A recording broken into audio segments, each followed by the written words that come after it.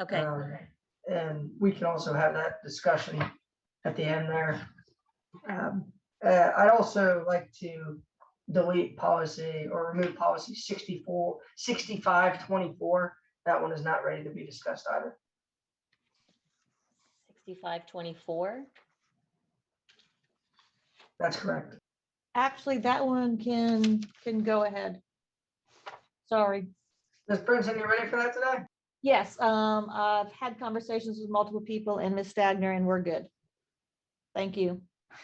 Okay, so if there's nothing further, is there a motion to approve the agenda as amended? So moved. There's a motion. Is there a second? Second. Any further discussion? Motion carries and the agenda is agreed to. All right, moving on to item number 3, approval of the minutes. We have 2 sets of minutes. So I hope you've all had a chance to study them. Is there a motion to approve the minutes? So Move. moved. We'll give it to Mr. Wildebohr. Is there a second? Second. There's a motion and a hearing none. Ms. Craybill, how do you vote? Yes. Mr. Wildebohr? Yay. I vote yay. Don't All sound, right, item number, sound so item interested. number 4. Come again? I said, Pete, don't sound so interested. Item number 4, policy updates. So Ms. We Craybill, didn't do the other minutes. We didn't do 8-10 minutes.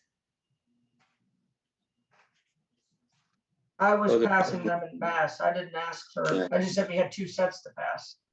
All right, well, I have a comment on 8-10. Can we go back and can I make a motion to rescind that vote or can we just revisit it? You have to rescind it. All right, I'm going to rescind my motion to approve both sets of minutes as presented. So you're making a motion to reconsider? The motion was already, right, the motion already passed to approve both sets of minutes, so you would need to have a motion to reconsider the approval of the 8-10 minutes. Okay, motion to reconsider the approval of the 8-10 minutes. Second. Mr. Wildebohr, how do you vote? Yay. Ms. Craybill? Yes. I'll vote yes. Ms. Craybill, go ahead, please. Okay, so I wanted to add to our minutes somewhere that we officially had on board with us Dr. Skipper as a representative of PAPA. Because we had talked about that in a in a previous board meeting in the 7/13 board minutes that we would look into inviting them. And so I don't know where it goes in there because it's not really a policy. It's not really a policy update because we didn't do anything to the policy. We just invited another member to our another non-voting committee member. Do you want to name a person or just, We can say PAPA representative, that's fine, because it's going to rotate, is from my understanding. right? So, and kind of like in that vein, welcome Sherry Ashley as the representative this month. And I believe the proper terminology is NC Papa. I'm sorry, NC. I believe that, yeah, I believe it is. PAPA, right? Correct. Okay, thank you, Miss Ashley. So yeah, so can we just put that in? I don't know where to put it in, but Wouldn't it just be up in the beginning where it says non-voting members? we could, I mean, she's already on there, but this is new. So and this is going to be ongoing. So I wanted to just because it's not going to be Dr. Skipper every time. It's going to be a representative from NC Papa every time. So but I wanted that included Sure. in the minutes. Just let's put it somewhere. We had that discussion, I believe, toward the end of the meeting. Is that correct? Yeah, it was at the end of the 7:13 minutes. It was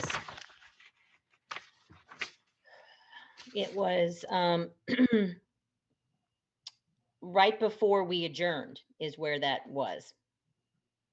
Ms. Joy, could you please make that correction for us? Yes, sir. Okay, and then Thank you very much. this is something I wanted to ask Deborah about. I don't think, me personally, that it's an issue, but I had one of our board members who attended wanted to know if the meeting minutes were accurate because her name wasn't mentioned as having attended. It's my understanding that our minutes are supposed to capture basically the gist of what was said, but not verbatim what was said. Like, you know, what was said and not necessarily what actions were taken, but not necessarily exactly what was said and by whom. So I said I would bring that up, so I wanted to just get some clarification on it. Yes, that's correct. Minutes are a record of two things. One, that the procedural requirements were met so that there was, it shows that there was a quorum, et cetera. And two, what actions were taken, what was accomplished. And that's for open session minutes. And so it's not a transcript. You don't include, what people said. You include that there was a, discussion of a particular item and it shows the motion and the outcome. So, Okay. if there were people in attendance, at a meeting, it doesn't have to show that there were people in attendance. This does look like Mr. McManus and Ms. Walker are listed as non-voting members, even though I'm not sure they're members of the committee, but they're non-voting attendees. Right. And that was what it was, is that Miss Walker wanted to make sure that all of her comments got into the minutes. And I didn't That's think we not had the to purpose of minutes. Okay. All right, so then I'm good. That's all I wanted to clarify to make sure that we had captured that correctly. Motion to approve the minutes from 13. So the motion is to now accept the minutes from 8:10 meeting, 8:10:21 meeting. Motion to approve 8:10. Is there a motion? Yes, I just did that. Second. Second. There's a motion and a second. Any further discussion?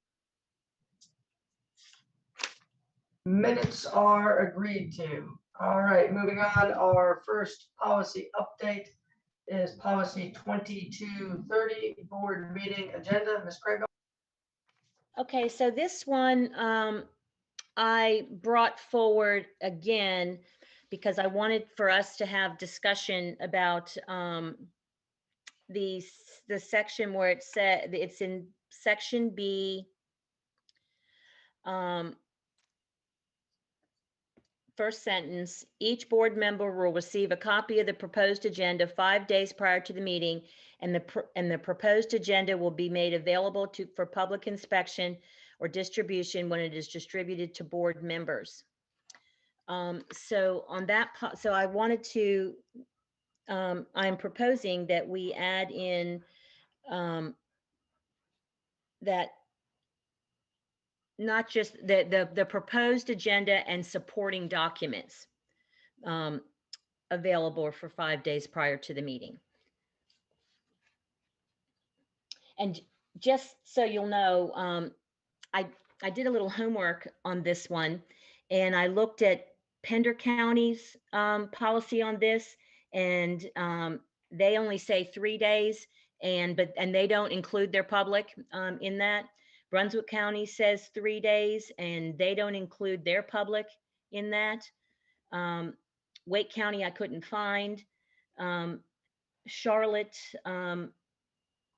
couldn't find that. They don't even have this policy, and Guilford didn't have the policy. Ms. Craybill, if I might just make a comment, even if a policy doesn't say it will be available for public inspection, as soon as it's a public document, so if a member of the public were to ask for it, it would have to be provided. So as soon as, it's available as soon as it's completed, it's a public record and the public could ask for it. So even if it I'm ties sorry. in the policy. So my point was, does proposed agenda include supporting documents, or is it just the agenda?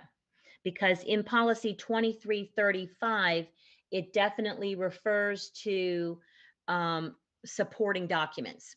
So I was just thinking that our 2330 and 2335 should mesh in our language.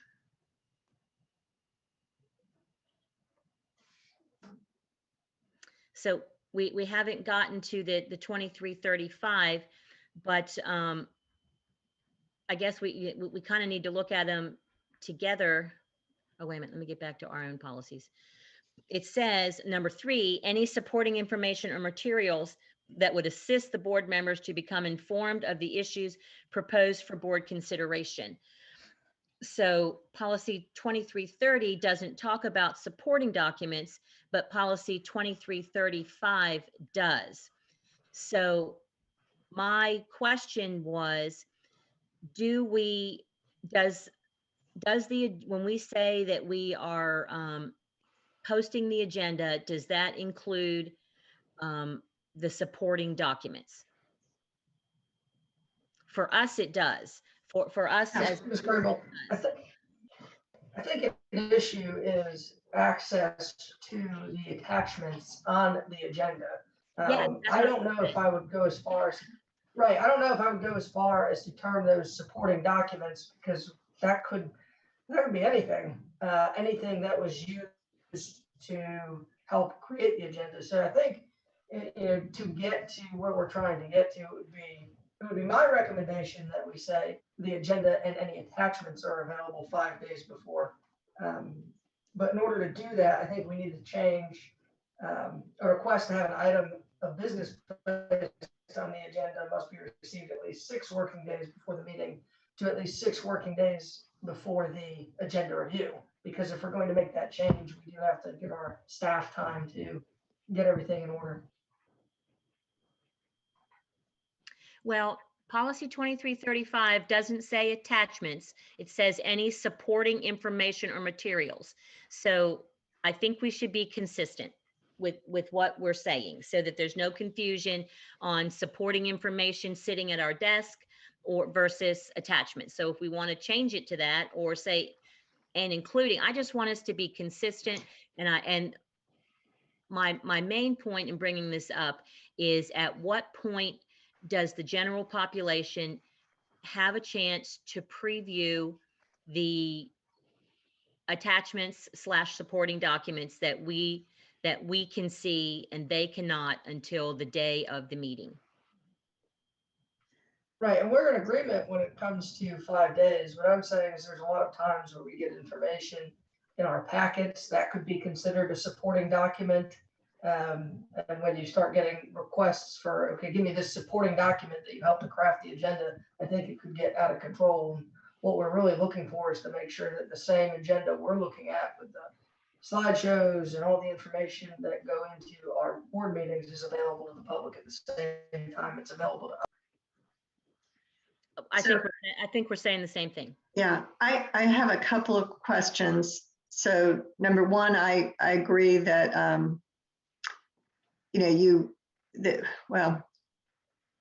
any supporting document is a public record. So, it sounds like the desire is to have it made available to the public on Assembly, for example, at the same time it's available to board members, which is absolutely, perfectly fine.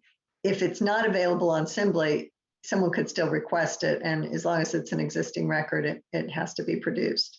So it's just a matter of what the board prefers. But I just have a question about if administration has an item on the agenda but the materials are not ready 5 days in advance, is that agenda item going to be considered, or will it not be considered because the materials were not ready in accordance with the policy? And I think that's a decision that y'all are going to have to make, because sometimes, the PowerPoint is not done until the day of the day of the board meeting. And so, you might want to have some language in there about, the goal is to have it, or it should be available, or it will be made available to the public at the time it's distributed to board members, or, just something like that. Or you might decide, if it's not ready 5 days in advance, we're just going to not consider it. So that's just a decision y'all need to make. Well, to that point, Ms. Steiner, I think that's why I was saying where it says a request to have an item of business placed on the agenda must be received at least 6 working days before the meeting. I think we should change that to at least 11 working days before the meeting. So that would be the Friday, 2 weeks before our board meeting. Or could we say 6 working days before the agenda review meeting?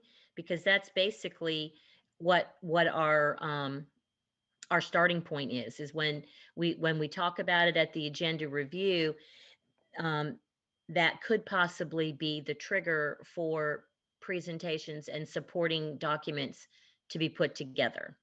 So I think what all of you probably don't understand is that by having 2 meetings a month, all we're doing is preparing for board meetings. I know, I hear you. And then there are other things that you're asking for. So it's sometimes what's happening is the reason why board members, you're not getting the presentations until that Saturday is because we are doing things like we're preparing for another board meeting, then there's something else that someone wants. So if we can just have a drop dead deadline as to when information has to be asked for before we have to present it, because again, having 2, that means that 1 week we're preparing, the next week we're presenting, 1 week we're preparing, the next week we're presenting. That's what we do in board meetings. And I don't think everyone understands that. And in between, of course, we're having committee meetings. And in committee meetings, it's something that's coming out of the committee meeting. I want to see this. And so if we can just get a consistent schedule as to what really wants, is a whole nother conversation. I just think, I don't know if, even though you think you're making it simplistic, you're actually making it more for us. So my question is, what is it that you want? And can we deliver what you want? Because I think if you give us the agenda items 6 days or whatever before, then we can create the presentations. But when we're getting agenda items the day of the agenda meeting or the day before, or we're getting 12 items in addition to what's already there, it's hard for us to come up with things. And then that's a reflection on us, not on the board. So I think we need to have some type of understanding of how many days and then what the expectation is. So Dr. Faust, I completely understand and hear what you're saying with that. And that is a concern of mine as well.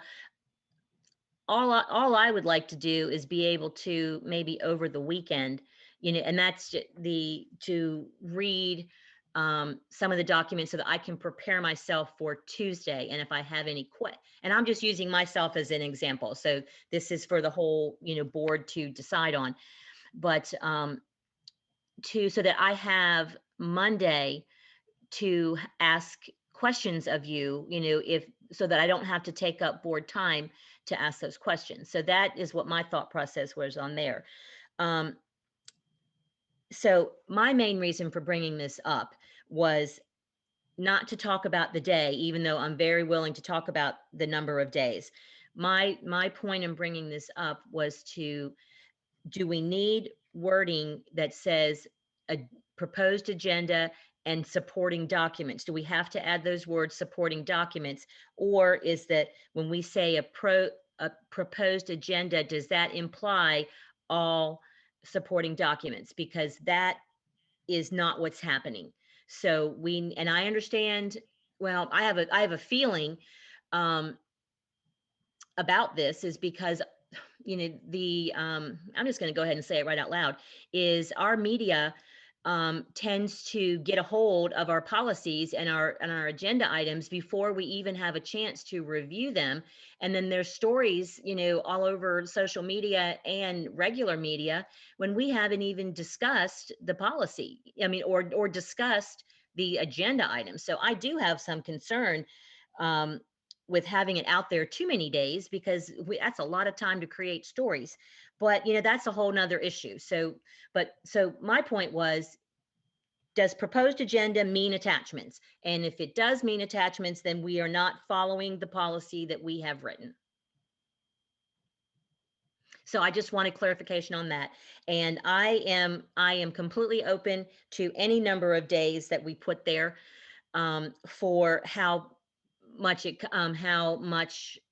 notice we give. It is a little frustrating sometimes when I read over the weekend and then only to find out on Tuesday that I thought I was prepared and the attachment has changed. But that's just going to be on me as a board member. I'm going to have to do more checking. That's my job. And, I will do that. So is it possible, Dr. Faust, that we create an agenda one time a month? These are all the things we want to talk about in this month, and we're going to do this many at the first meeting and this many at the second meeting. Is it possible to do that so that we're not having so many? I mean, and you only have to post the second meeting at the time it's there, so that does give your staff more time to prepare. I mean, is that workable or allowed? So you can certainly, you could have one agenda meeting to develop the agenda for both the regular and the interim board meetings. I mean, you could certainly do that. Every month you decide what the agenda is going to be for both meetings. That's certainly permissible. And as to your other question about the consistency between 2330 and 2335, the first sentence of that second paragraph under B is just duplicating what policy 2335 is already intended to do. So you could strike out that sentence entirely and just rely on policy 2335 if you are, or you could repeat it verbatim and it would just duplicate it. But I don't think that, 2330 is about developing the agenda. Right. 2335 is about delivering the agenda. So if you want to be consistent and avoid confusion, you either have the same language in both places or you strike out the extra language in this policy. I would prefer to strike out the extra language and let's just have one policy. So we have one policy that talks about the agenda and one policy that talks about the delivery of the materials. That to me makes the most sense. And then with the second most sense, developing one committee, one meeting for the agendas, and then we decide how to break it out. So do we have to say that in here somewhere? That 6 working days before the agenda review meeting, so that we, and then if we had to add something in at the last minute, then not last minute, in between, we could, because something may have surfaced, but that would be up to the superintendent, as to what might have surfaced from the beginning of the month to the end of the month. Nelson, Pete, what are you thinking? I think we should just say 6 working days before the agenda review meeting. I do have a question, Ms. Stagner. Is it possible that we could just change our policy and forbid board members from adding to the interim meeting? Is that something that you could do? Yeah, the policy. What we have is a situation. Yeah, the policy can prescribe the structure for developing the agenda however you want. At the meeting itself, if there is a motion and a second to add something to the agenda and the entire board approves it, then it's going to be added to the agenda. But the board as a whole has control over that. So, but you don't have to allow additions to the proposed agenda. And what we're talking about here is a proposed agenda. Right. So, you can have just the chair and vice chair and the superintendent come up with a proposed agenda.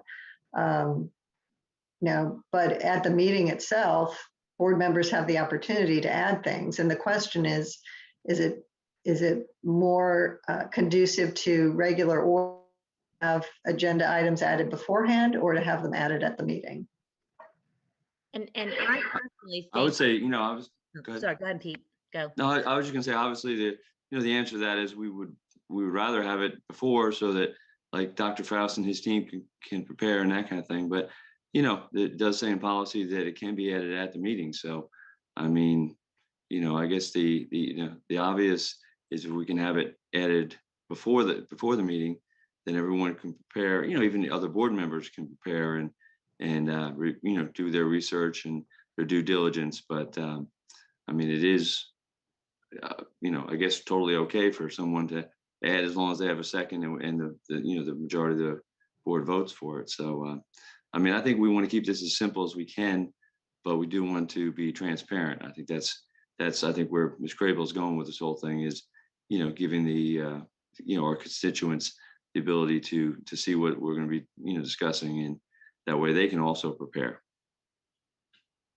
And I also want to be respectful of the time and energy that it takes to prepare for some of our questions and our and our agenda requests.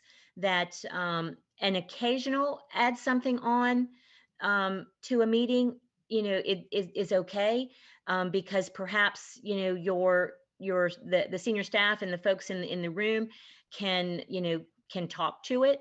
But all that really does sometimes is we throw it on the agenda and people aren't prepared to talk about it robustly. And then we have to come back and talk about it again. It shouldn't be the norm that we add something to the agenda every single meeting. That's what I'm trying to get at. Or 12 things. Pardon me? I think, I said, yeah, or 12 things. And I think there's obviously a couple of people who like to try to use this as their chew toy and Well, and sort of muck up the works, and we gotta stop that. That's beside the point. We don't need to go there with that. We just want to talk about us as a board and operating more smoothly, and to follow our own policies. And if our policies aren't reflective of what the board wants to do as a whole, not as one single person, then we need to change that policy. So Or let's suggest that change to the whole board for consideration. yeah, let's go ahead and change it to 6 days before the agenda review, and move on. Because I agree, I think we need to make sure that people have access to information as early as possible. Okay, so if we do that, then that is, do we have to discuss having only one agenda review for the whole entire month? I mean, Dr. Faust, would that work for you and your team? If that's consistent, then we can do, use your word, have the robust discussion. We're fine with that. I mean, we can prep and make sure that the elements that are needed are in the assembly in that time, because we will have more than enough time to get them there, and we'll know who is going to present what should be presented. We'll just be planning a month out. Okay, so that, Deborah, do we need to put that in the in our policy that there will be one agenda review per month, no matter how many meetings that regular board meetings or interim board meetings that we have? One or two? You can certainly add that. So what I might suggest is in the first paragraph, the chairperson and superintendent will place items on the agenda. Take that second sentence and move it, down to the end. So then talk about 2 board members may contact the superintendent to have an item added, agenda, blah, blah, blah. And then at the very end, put a request to have an item of business placed on the agenda by any person, including board members, must be received at least 6 working days prior to the agenda setting meeting. There will be one agenda setting meeting per month. I mean, that would be one way to do it, to make it crystal clear, if that's the will of the committee. I think that sounds great. I What like it. do you guys think? Pete? Yep, just, I was talking and being muted at the same time. Yeah, no, that makes sense. And that way there, we can go ahead and plan, for the whole month, and it would be a lot better for us as we move forward, I think. So Deborah, All right. And do you want to take out that first sentence of the next paragraph and just leave it to policy 2335? I think that would be great. But what do you guys think? Having one policy talk about the meeting and one policy talk about the delivery of materials. Yep, I think that's excellent. So Deborah, would we take out the whole paragraph, or would we just, no, we only take out the first sentence. Yeah, just the first sentence. Okay, Because then the last part just describes what the power that the board already has to, by majority vote, change the agenda. okay. And then, so do we need to keep in there the last sentence in paragraph 1, see policy 2310, public participation regarding agenda requests, because that is also, seems to sometimes be a point of contention, especially of late. Well, it does, I mean, again, it's a cross-reference. Right.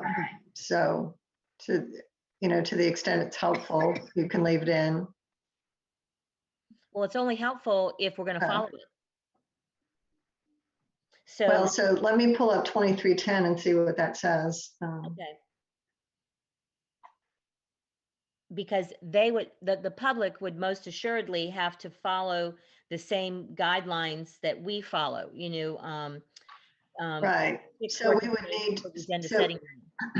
if you want to do that, you probably would want to change 2310. I will say, the agenda setting meeting has typically not been it's not a public meeting because it's not a majority of the board, and it's not a standing committee. So it's not noticed. So members of the public don't necessarily know when that meeting is going to be held. Gotcha. And that's problematic. So you could in policy 2310 just have a day, by the first day of every month, or just not allow them to request an item be added to the agenda for a specific meeting, but just have them be able to ask generally for items to be considered on agenda, and let the superintendent and the board chair decide when and what meeting that would go on. That would be another option. All right, so since I didn't ask to put that on the agenda, let's just hold that one, and let's leave it. I mean, let's leave it as it is right now, and then we can talk about that next policy committee meeting. Does that sound better to everyone? So that, because people who are following along, including board members, will, all these policies are all interrelated, and I don't want people to get lost in that. So I think that's fine. Let's just move. And I'll maybe, as I'm making the changes to this one, I will look at 2310 and see if there's come send you some suggestions to look at. Okay. Question, just for clarity, for the 6 days, is it 6 days before the interim meeting and 6 days before the regular board meeting, or is it just, are we saying 6 days that we have to have the information out for both? I would like to suggest that we have one agenda setting meeting, and where we list all the things we're going to talk about in the month of September.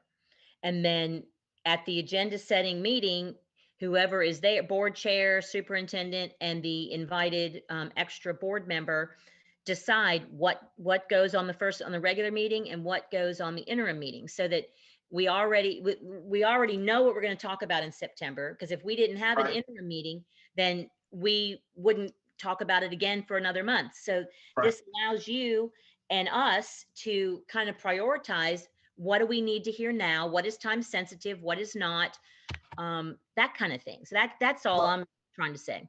I was speaking more so to the agenda when we post it. Are we saying 6 days for, like, is it supposed to be one agenda, everything that's on there, and we put all the attachments for the both meetings at that one, or is it 6 days before the regular board meeting and then 6 days before the agenda meeting? I mean, before the interim meeting. Dr. Faust, I think it's, we're looking at 2335. It will be provided 5 days before the meeting. So the agenda, the actual proposed agenda and attachments would be 5 days before the board meeting, whatever meeting it is. Okay, got it. That's all clear. I want to make sure it's Yeah. clear. So is that doable? It is, yes. Okay. It's All right, just supposed to know a month ahead of time what's going to be there. What's going to be there, and then your staff can prioritize their work too. I mean, they know what they have to present the first Tuesday, and what they have to present on the third Tuesday, and we're all geared towards that. Ms. Crable, I'm gonna go ahead and recommend that we put that on there actually for not second reading, but that we amend, the amended policy, I think, can come to the board at the interim meeting. But I would also like to see, if Ms. Stagner can do this, I would like for her to put the proposed writing out for us to look at, so that we know what we're bringing to the entire board, to make sure that we are clear on it, because it's going to have to be posted. So with our meeting notes. So Ms. Stagner, can you do that for us this week? Yes. Okay. Thank you. Okay, anything further on 2330? If not, I will say we can move that forward. Okay, and I think we covered 2335 as well. So we can move on to, Hold for a second. So are we saying that we are leaving 2335 as is? that's my understanding. Okay. That's correct. And did we get, and just making sure I got clarification, that proposed agenda means the agenda plus attachments? That's what I understand. Is that right, Ms. Stagner?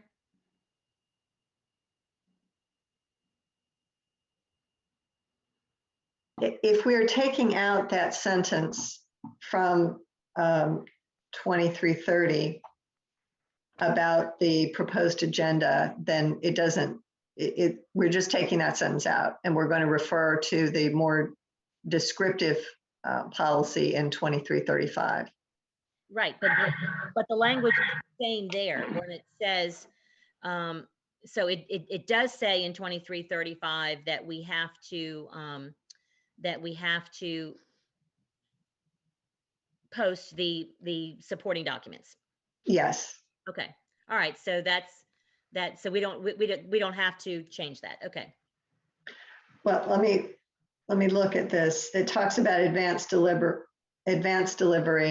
Yes. And it just talks about being provided to board members. It doesn't say anything about being provided to the public. Oh, that's Like I right. said, those would be public documents. Does the board want those things to be posted on Assembly, or do you want them to be available at the request, like a public records request? It's, the board's getting it on Assembly. I would rather it be on Assembly, because otherwise we're just creating more work for our communications department in public requests. And it would just be much simpler if we say that the superintendent shall provide the following materials to each board member, and to the general public, or because if that's all it takes, I mean, that's all that the general community wants, is to be able to see what we see in real time, so that they can ask questions of us, and then we can ask questions of the presenters for that.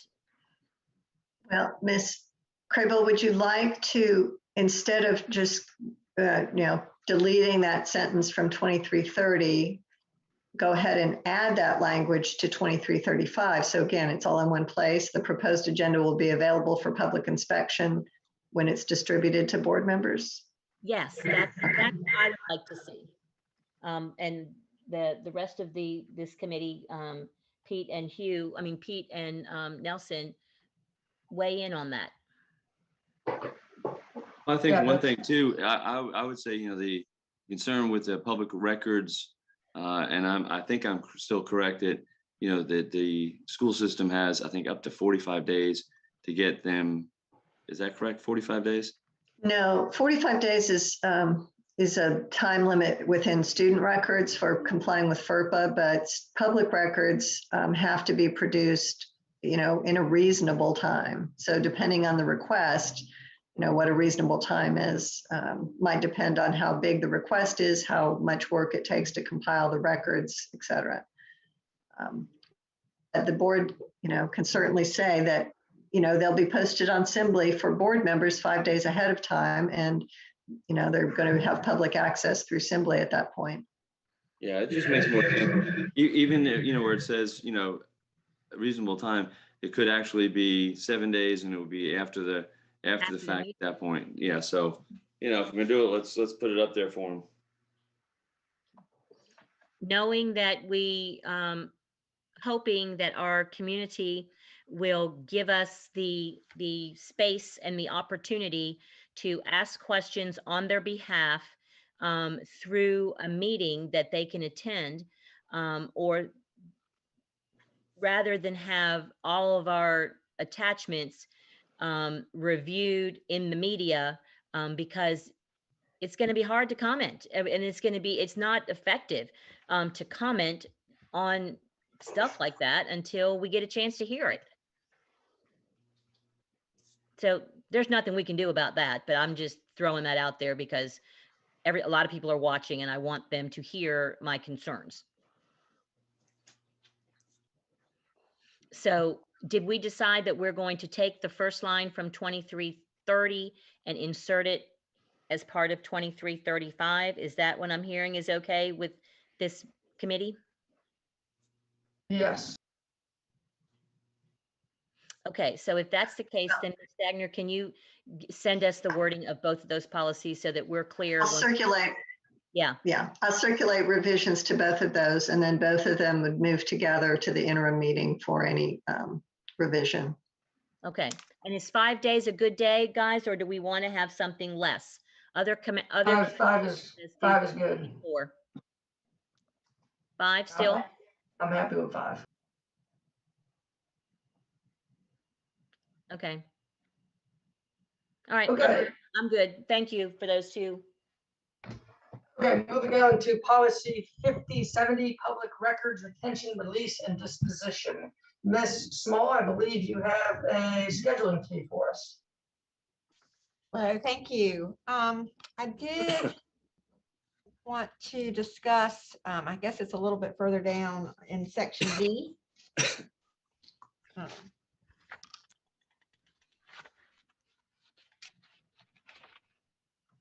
Did you say D like dog? Yes, sorry, with the mask, I'll pull it down. D, right. So there's only one word I wanted to ask you to consider a change based on what I had recalled our discussion, and then I can pull up the proposed fee schedule. Let's see where it is about. There's a sentence that starts, any such special service charge must be reasonable. It refers to actual labor cost, and I thought we had discussed average. Average for clerical and average for administrative, and that is what I have on the fee schedule, so people will know what to expect, and it won't be different depending on who's working on it. And I wanted to know to hear the board's reaction to that. So you would like to get rid of the word actual costs and insert average costs instead? Yes, Yeah. average labor costs. Let me take a look at the statute though, because I think the statute speaks to actual labor costs. But let me double check that while you're looking at the fee schedule. Well, in that case, then when we basically would just put this language on the fee schedule, and I can pull it up, but I was thinking that you wanted something that we could tell them, you know, that they could see in advance before they requested. But can I share my screen? Oh, I guess this has to stop share. There we go. Let's see, share. Got to figure out where I put it. Sorry. Here we go. Can y'all see the fee schedule? We can see it, but it's rather small. You can make it any bigger. Yep. Oh, too big. Sorry. How about now? That's good. Okay, so Thank you. this is just a list of fees that we have posted on our website. Normally bring it to you in September, October. I was planning to bring it to the October meeting because I knew we were waiting to discuss this policy. So the only change for this year, other than changing some policy reference, would be this section that I was adding about public records. And so I had just, you know, included part of the policy about the charge per page and that kind of thing. And then just was hoping to change to average, but if we can't, then we probably would just say actual labor cost and stop and not give them, you know, a fee. We would just put this language on, you know, on the fee schedule. If we were able to do average, then I was recommending for clerical, which is our, you know, I picked the clerical level that's most likely to be working on this type of thing, and took, you know, that sort of an average salary there of 25 per hour. That's not the salary, but the salary and retirement contribution is our total cost, FICA, all that stuff. And the average for administrators would be 40. So, and that's at the director level. So I can take that out completely and just have the language from the policy.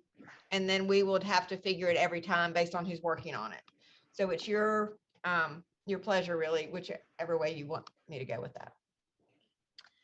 Ms. Stagner, do you have any information on whether or not? The statute only allows you to charge the actual cost. Okay, then I must have misunderstood that discussion. So sorry about that. So I will basically on this fee schedule that I would be bringing to you at the October meeting, hopefully this policy would go by then too, so that we could, you'd be approving both the same night. I just didn't want to refer to a policy that wasn't approved by you yet. Thank you. Yeah. And I have a question. I do think I'm sorry. I do think it's fine to include the information about the average costs in the fee schedule, but what's actually charged. And so people will get an estimate of the special charge in advance, so they would know. Okay. So, And I have a question, because I thought we had said that there was a minimum, you know, basically if somebody wanted 2 pages, we weren't going to charge them. Is it, and there's, you know, it does say, you know, lower end that, you know, 4 hours worth of work, but, you know, so are we charging them, you know, if I come in and I want 3 pages, I'm going to be charged 75 cents plus something else, or is that, you know, it says May, but yeah, it says May. So I had assumed only if it was very, you know, if it was a large request, you know, for okay. So also understand that we've created a position, so we've had to hire someone to handle this, specifically just this type. That's how much work we have. So the board, technically with benefits, you're going to be spending about $50,000 or more for an employee to do this. and yeah, so it was my understanding that that these fees only applied for extensive work, which was more than 4 hours. So if it was 4 hours and 1 minute, then they were going to get charged, you know, for that, you know, 1 minute, or maybe we just don't even say 1 minute, you know, but anything more than 4 hours, they get charged for. That's what we talked about. And that's what I have in my notes. I think the way I read it, and Ms. Stagner can help me, is that if we estimate it's going to be more than 4, we tell them up front. Yes. And estimate, and then we would charge. If we estimate wrong, if we estimate 3 and it's 5, then we can't charge them. Because, but I may be reading. I don't know that I read it exactly like that. Okay. if it's going to be 4 hours or more, you're going to charge them for the entire time, for the 4 hours that is spent, or the 6 hours or the 8 hours, whatever it is. But that, you know, in shorter periods of time, if it's estimated that it's only going to be a short time, I think once you get into it and it looks and it, you know, turns out it's going to be more than 2 hours, then you would at that point let the person know this is going to be longer than we originally thought. The estimated charge is X. And so you would be charging them the actual cost for anything that was more than 4 hours. Okay. So let me paraphrase that. So to make sure I understood it right. So if it is 4 hours or more, then they are going to be charged for the whole amount of time, not the difference between 4 hours and what it actually took. Is that correct? That's the way I read the policy. Okay, so, but that's wording that we added, so we can change that, right? Or is this, does this come straight from statute somewhere? No, the statute allows you to charge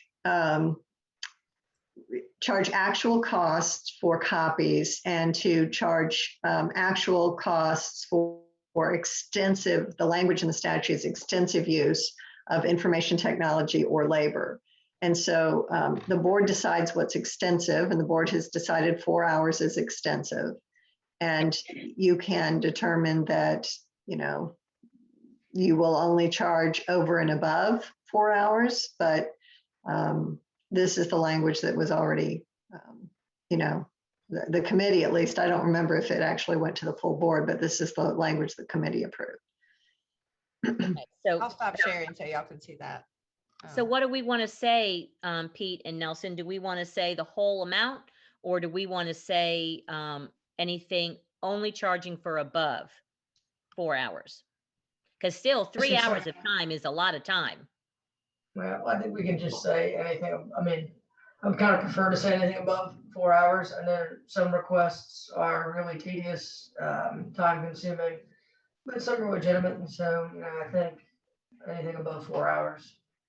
So only above 4 hours. So everything less than 4 hours is free, except for the 25 cents per page. Is that right? Is that what I'm hearing?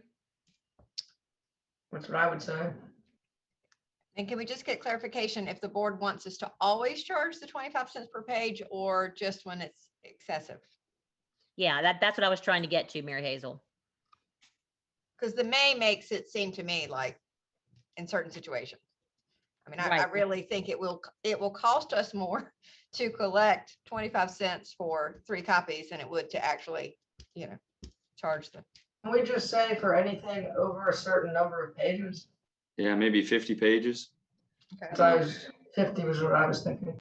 Well, there you go. Great minds think alike. That's why I don't know how we came up with it.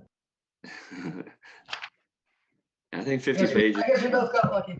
Yeah, 50 pages sounds about right to me. That's So then do we change may to be will be charged? will be charged 25 cents per page for copies greater than 50 pages. Right. Plus the actual cost of making those copies, is that right? Because that's what it says. Yep. Estimate, yes.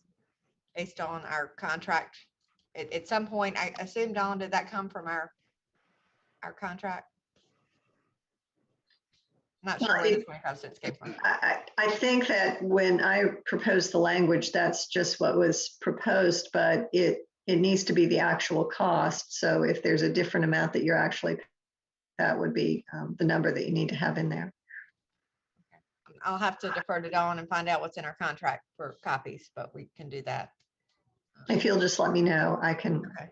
when I make the requested changes to circulate, I'll send I'll that add to you. that. Okay, I'll look it up and I'll let you know. Okay, so let me ask this question. Do we need to say anywhere in here about that we have a fee schedule? Just that we have to refer to a fee schedule? because parents will probably see this more like in a handbook of some sort, because most of the fees are regarding, students. They're not regarding the public. So how would they know how to look at, know what the fee schedule is unless now I don't want to put it in policy what our fee schedule is, because we could change it, from year to year, but even though it's prudent of us to review our policies, but where do we put in that there is a fee schedule so people know clearly that it's just they're not getting jerked around.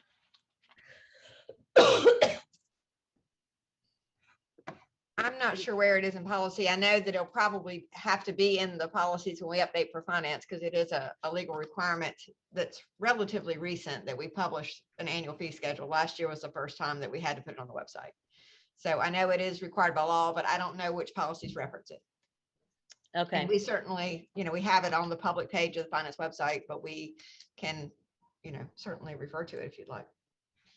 Just doing a very quick search of your policy manual, there's a reference to fee schedule in several different policies, in the community use facilities policy, in the student, fees policy. So it may not be that there's one policy.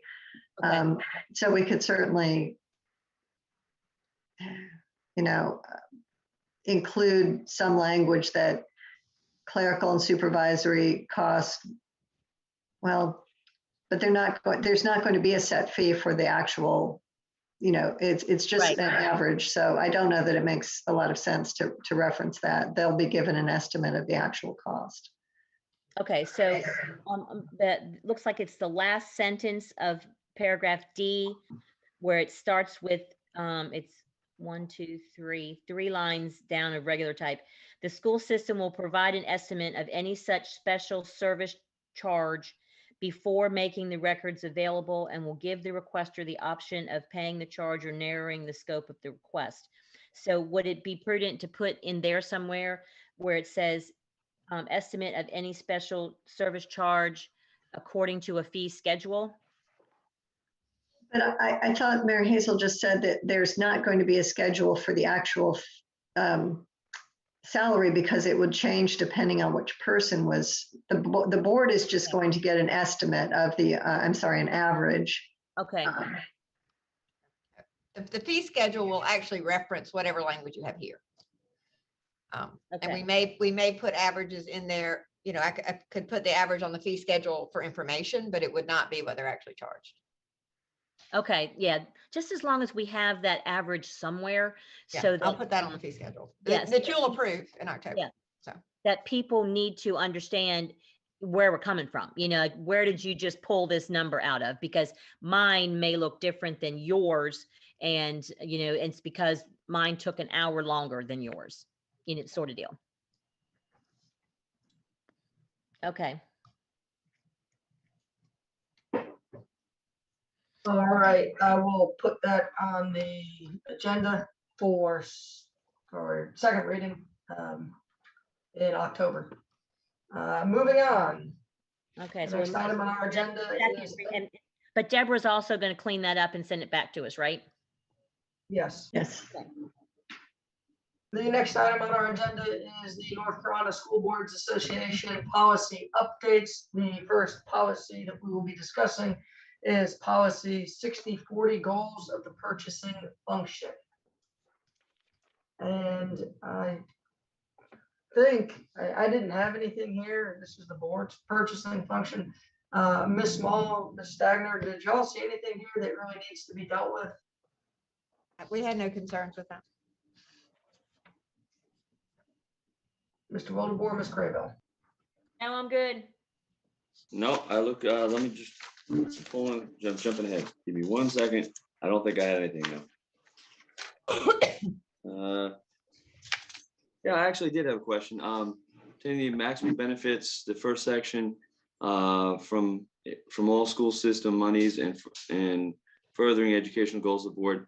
What are our checks and balances to get to that goal? What, that's a great statement to make, and I think it's awesome. But what happens if, basically, how are we going to, what is the measuring rod on that? Who says if we make that? So this is just, I think, an observation from reviewing all of the other policies in this section is that you obtain the maximum benefit, that's the goal, and these other policies about competitive bidding and using a list of vendors and et cetera, those are all of the means that you reach the goal by having all of these other policies that control how money is spent and contracts are let out. Okay. Well, I just knew we had a concern with the yearbook and photos and all that kind of stuff, and obviously the underlying purpose was to get the most bang. Let's put it in layman's terms, the most bang for the buck.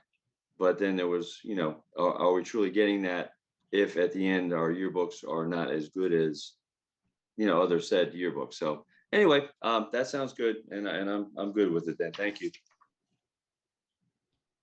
Okay, moving policy 6400 on for first reading in the October meeting. Next up on our schedule is policy 6401 ethics and the purchasing function. Ms. Stagner, Ms. Small.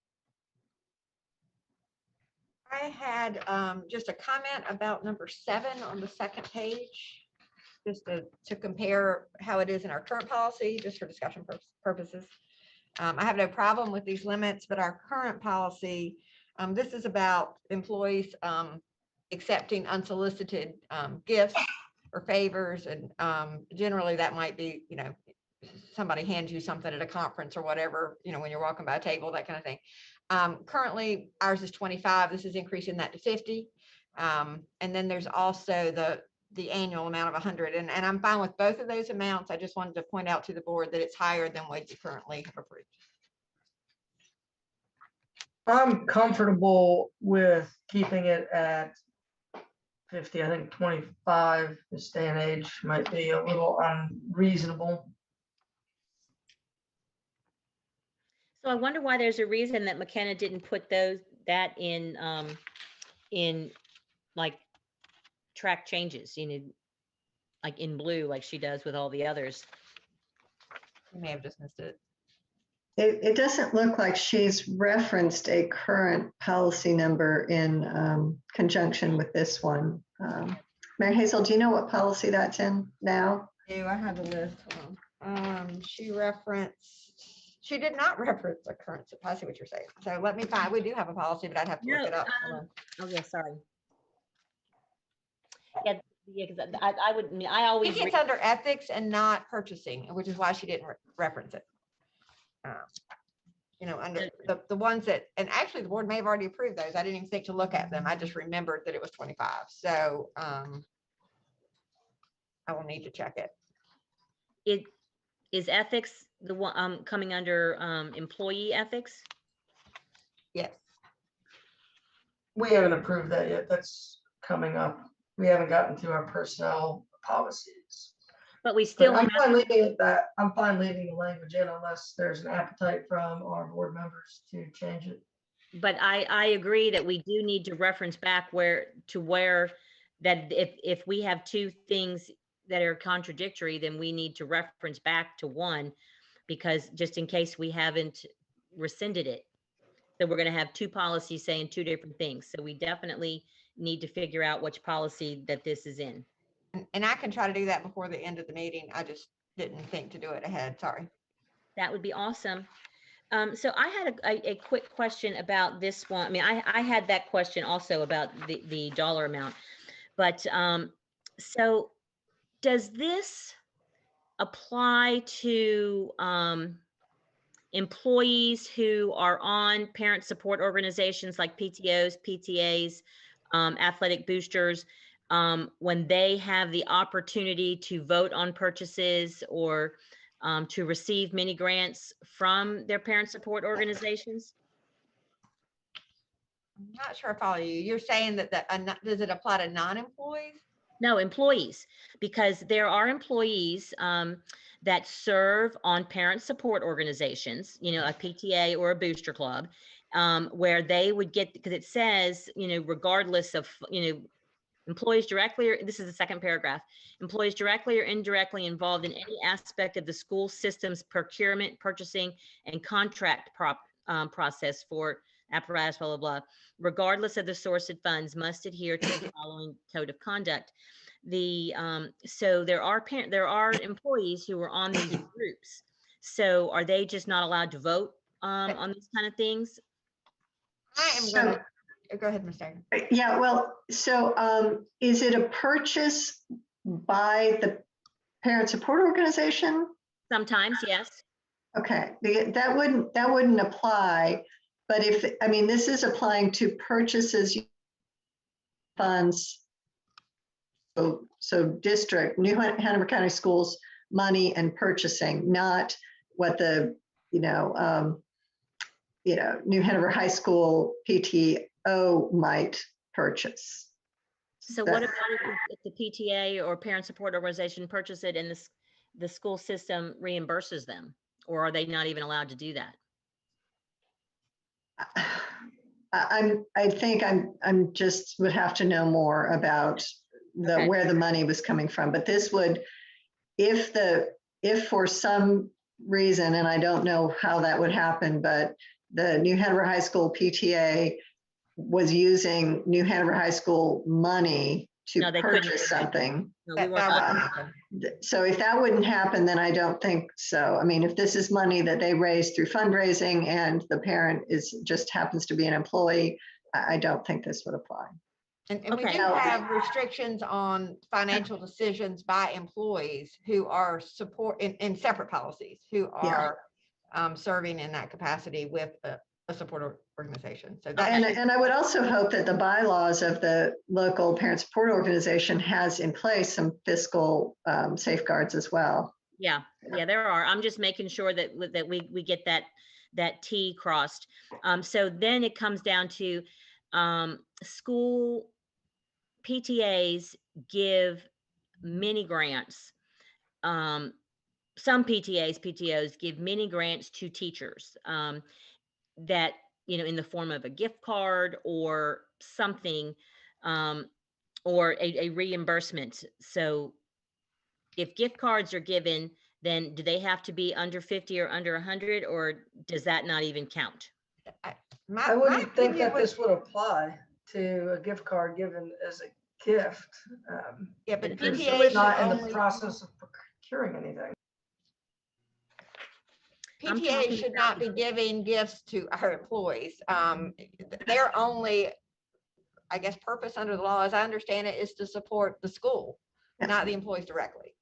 Well, so a mini grant really isn't giving it to the teacher. It's giving it to the teacher to spend, for his or her classroom, or for it's not for his or her to go shopping, at the wine store. It is giving them a mini grant to go purchase, a book set, or, a bookshelf, or a new rug for the classroom, that kind of thing. So that doesn't count in a gift. That counts as something else. And there should be a gift policy, gift and donation policy for the district. And that would apply to what kinds of gifts and donations can be received and who has authority to receive them and how it can be spent, et cetera. Okay. So if Talk about that. this paragraph is really applying to gifts and favors that are given to people that are in charge of making decisions about contracts. Okay, all right, I'm good. Mr. Wildebohr, were you okay with this? I am.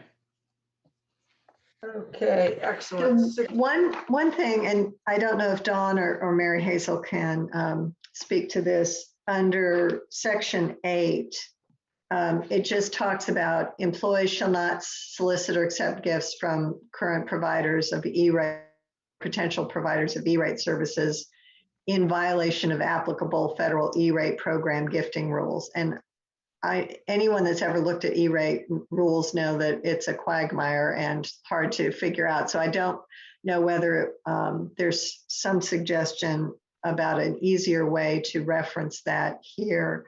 I think there was also in the notes from McKenna something about the board requiring employees to report any offer of a gift as an internal control. Do either of you have some suggestion on that?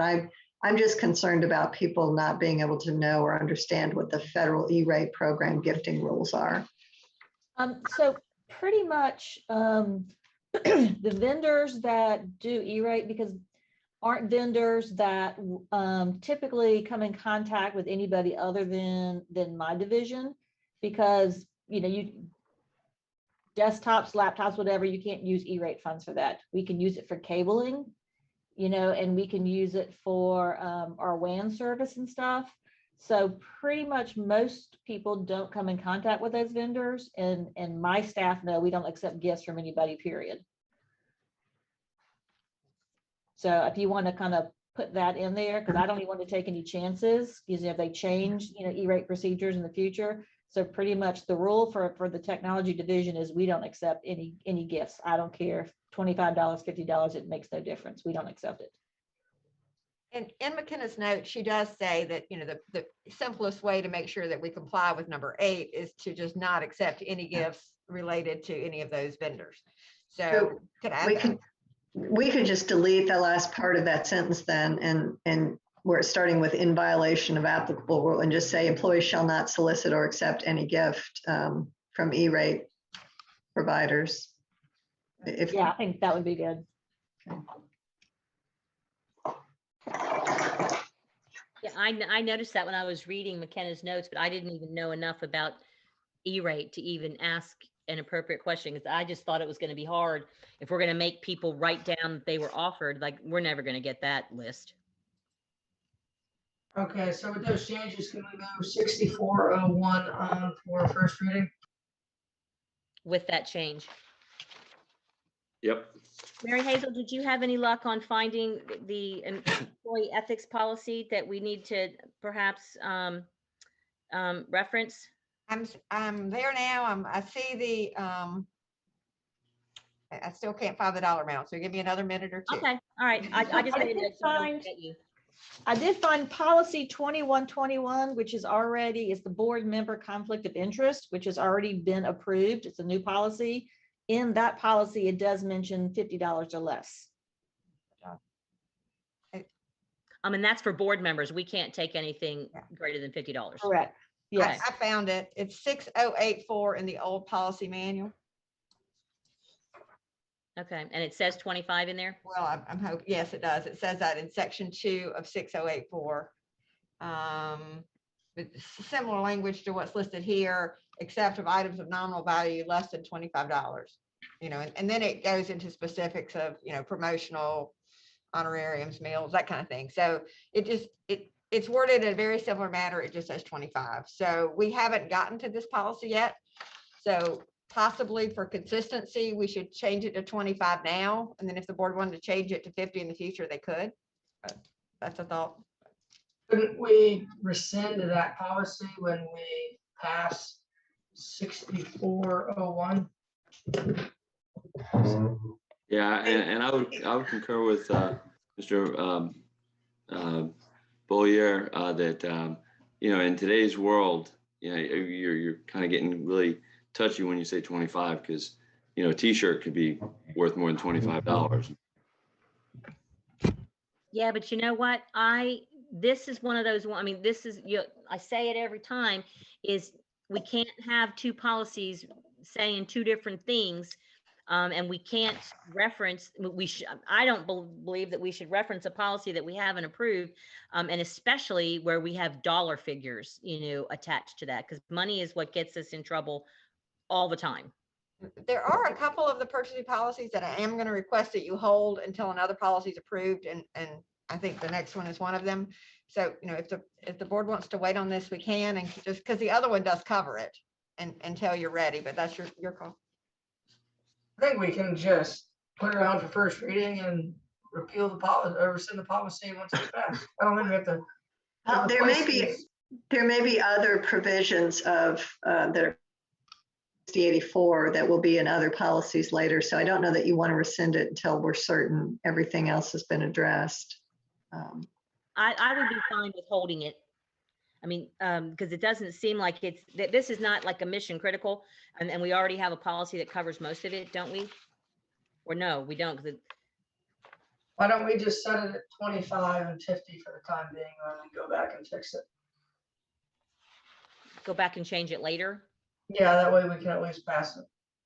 The other option would be to just revise 6084 to increase it to $50 for now until so it's consistent. And then when you do get to it, you could rescind it and it would just go away. You wouldn't have to go back and change the other one. Even better. So I'll add that to the agenda for October. We can just make that change, I think, as a board on the fly. It seems pretty straightforward. Okay, I'm good with that. Okay, so we'll put 6401 on for first reading. That brings us to 6410. Ms. Hazel, you think we should hold this? Ms. Small, I'm sorry. Do you think we should hold this policy? I'm sorry, I couldn't hear. Which policy are we on? 6410. 430. Okay, so I thought 6410 was the next one. It is. It is. Okay, there we go. So there's two areas of this one I wanted to discuss. But does the board have any questions first? Yeah, I had one question, Mary Hazel. So as I'm reading through all this, the question popped up in my mind. And I've heard this from some schools about that we've changed the way we do purchasing. And I don't know enough about it, so I can't even comment, but can schools purchase on their own, or must they purchase through the purchasing department? So the question's about school funds. That's where the change came in. And we did some changes where we did some system-wide contracts this year. Okay. So it doesn't cover everything, but for when there is a system-wide contract, we're asking them to use that contract. Gotcha. Okay, so that makes sense. And then in addition to that, last year when we implemented all the new contract formats, then the schools also have to use those formats with school funds. So we have a simpler one for school funds, but okay, they have to use that as well. So on this one in number 5, one of the changes with our new ERP system, because we're one of the first counties to go with it, and the state is still, it's just a state initiative, and they're still in the process of being able to, with these new systems, talk to e-procurement. They weren't ready to do that part of the process yet. So we are still doing e-procurement, but North Carolina e-procurement is a very special type of process where a fee is charged to the vendor, which goes back to the state. And so we are sending our purchase orders electronically through, our own e-procurement, but we are not tied to the state e-procurement system anymore. We can still use all the state contracts. We can still purchase from all the same vendors, but the state did not require us to link to North Carolina e-procurement, and it's not technically required for school systems anyway. So this is not something that we're currently able to do, and it's not required by the state for us to do that. So I would take number 5 out. I'm cool with that. I think it's a good idea. And then Let's do it. number 8, let's see. So one of the things, this is just talking about how we receive items. So many of our items are received centrally, especially like computers that we have to tag and those kind of things, and then distributed to the schools. But some items we ship directly to the schools. And this is probably, well in the weeds, but I would prefer it say supervising the receiving of, where it says all materials. I would say supervise the receiving of all materials not approved for direct delivery to schools, because we can't really supervise it if it's not being received centrally. But we do establish the procedure. So that second part is still true. Including establishing procedures to ensure all, I would add the word all received goods are properly inspected, counted, and documented. So we have procedures for all, but we don't receive all of them centrally, so I can't really supervise that. So that's kind of in the weeds. Maybe my understanding of supervising and what is worded here is different. So maybe it's fine the way it is. I just was concerned that y'all might think that meant we receive it all centrally, and we don't. Well, I think we want to be transparent in what we do, and if a few extra words or changing a couple words make it exactly what we do, I think we should do that. So I think that Ms. Small's recommendation should be honored. Okay, so the recommended wording change I have would be supervising the receiving of materials not approved for direct delivery to schools. And Yep. then I'm adding the word all in the section that says including established procedures to ensure all received goods.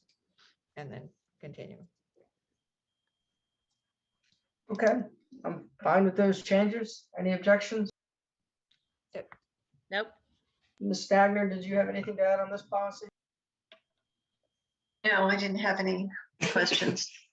And Mary Hazel can just send that language. I didn't get it all written down, but I'm sure she has it. She can send around. Yeah, I'll send taking out 5 and adding that language in number 8. Okay, sounds good.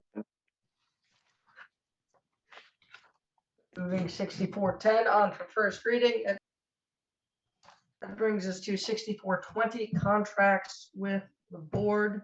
Ms. Small, Ms. Stagner. I had some questions about that, but let me pull up what I did and ask Miss Mary Hazel to go ahead and if she has anything. Yeah, I have some things to discuss. I don't know that I'm trying to make any major changes, but there's some confusing parts of it. So I don't have any problems with the first section in A. It's kind of hard to tell with all the blue, but basically what she did is incorporate the language in our current policy in terms of at what dollar amount does the board approve contracts, which is currently $300,000. And then the superintendent approves at 100,000. So my first question is, everybody comfortable with those levels? Yeah, all right, so I have a question about that. So what is, first of all, for my clarity, what is a budget administrator? So that's anybody who has authority over, funds allotted to them to manage. So a principal is a budget administrator, a director, possibly even a supervisor, depending on, anybody who's sort of the grant director or program director for. Anybody that has responsibility for a budget. That's right. They're the ones deciding what to purchase out of funds allotted under their control. Okay, gotcha. That's what I thought, but I just wanted to make sure. And they generally become the contract administrator for any contracts that come to the board. And that's why I have that language in there. Okay. So when it says that the superintendent, the superintendent can approve up to 300,000, and then the budget administrators can approve up to 100,000. That is the current policy. Okay, yes. yeah, because I think you said superintendent 2 times. I just wanted to make sure that I probably did. Sorry about that, but that's okay. exactly right. Yes. Ms. Okay, Small, I'm so- sorry. I have a quick question to clarify here. When is the last time that those amounts have been changed? I couldn't tell you. I can find the current policy and see, but it's been several years. And so I guess my question would be for Dr. Faust and for our NC Papa representative, are those amounts still sufficient? Can you perform your duties with those amounts? Or do you think we should consider raising them? And while he's thinking about that, Kevin just said that it was May of 17 that they were increased. Okay, so that was 4 years ago, inflation. So No, my, they don't need to be increased. I wouldn't want them to be increased. so I would just, that this paragraph says that service contracts up to $300,000 can be entered by the superintendent, but anyone, superintendent, designee, budget administrator, can enter into a contract to purchase equipment, materials, or supplies. There's no limit. So That's in the a separate policy. superintendent is, this says in any amount, equipment and materials or supplies involving any amount. So under this policy, the superintendent has authority to buy $1 million of new computers or whatever, so long as the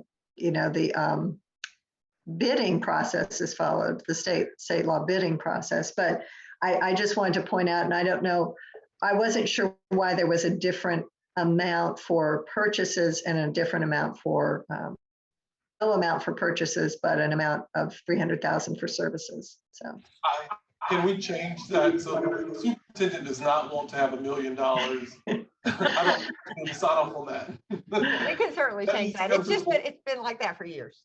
So, so it makes sense to me to have it consistent. Okay, I think that I support that change. So where is that showing up in here? There's so many blue lines, so many blues and black. So where is So that showing up? if you go down where it starts, the first black, unless otherwise prohibited in the black ink by statute, regulation, or board policy, contracting authority is granted. Then number 1, the superintendent or designee, or as well as budget administrators, may enter into contracts for equipment, materials, or supplies involving any amount. So involving, supplies up to or amount less than $300,000. So clearly it has to be budgeted and allotted to them for that. Yeah. So it's, but there are some contracts or some purchases that are large, a curriculum purchase, for example, and we're doing, system-wide curriculum. We make a decision to budget for that, but then, the recommendation of the budget administrator is what goes through. So, whatever dollar amounts you are comfortable with, we can reduce it to. Yeah. And I get this a lot, and the boards approve the allocations, but they also need to approve specific purchases. Again, when I say the board, there are 2 different steps. One is approving the budget and how much money is going to be spent in a particular area, but the other step is approving that money with a particular contracted vendor. And so there are 2 different decisions. So even if the board has approved, X number of dollars, the question is, does the board want to approve anything that's a specific purchase over dollar amount, or do they leave that to the trying to weigh in either way? I was just pointing out that there's a difference there. And it sounds like Dr. Faust is more comfortable bringing anything of $300,000 or more to the board. I think that's probably wise Do that. to do that. Well, Because I don't want as a board member to micromanage the superintendent. But if we set limits, then and everybody knows them, then we just go with that. well, especially if he feels more comfortable with us, giving him the thumbs up on major I know we have millions and millions of dollars, but $300,000 is still a lot of money. And if he feels more comfortable with us giving him the thumbs up on purchases over $300,000, then I think that makes sense to me. So the I other, heard him say 300,000 was his limit. Did I hear that correctly? I'm sorry? Did I hear that correctly, Dr. Faust, that you're happy with the $300,000 limit before coming to the board? Yes. Okay. For any contract services, supplies, blah, blah, blah, all of that. And would we keep it the same way under 100,000? At 100,000, it would come to the superintendent. So as long as we're consistent with that, we can kind of program our workflow to happen that way. Yeah, like principals have to get approval from Dr. Faust for anything over 100,000. They generally don't have that much money, but yes, they But would. Yeah. just in case they were to have that much. Well, and I think that does, from what I understand, it's also anyone under the level of superintendent would have to bring it to Dr. Faust. So even, assistant superintendents would, I'm sure they have regular conversations, but still it would need to go through Dr. Faust at 100,000. It currently says superintendent or designee, but he is not designated for us. He hasn't designated anyone to approve between 100 and 300, and I doubt he will. Is that correct, Dr. Faust? Yeah.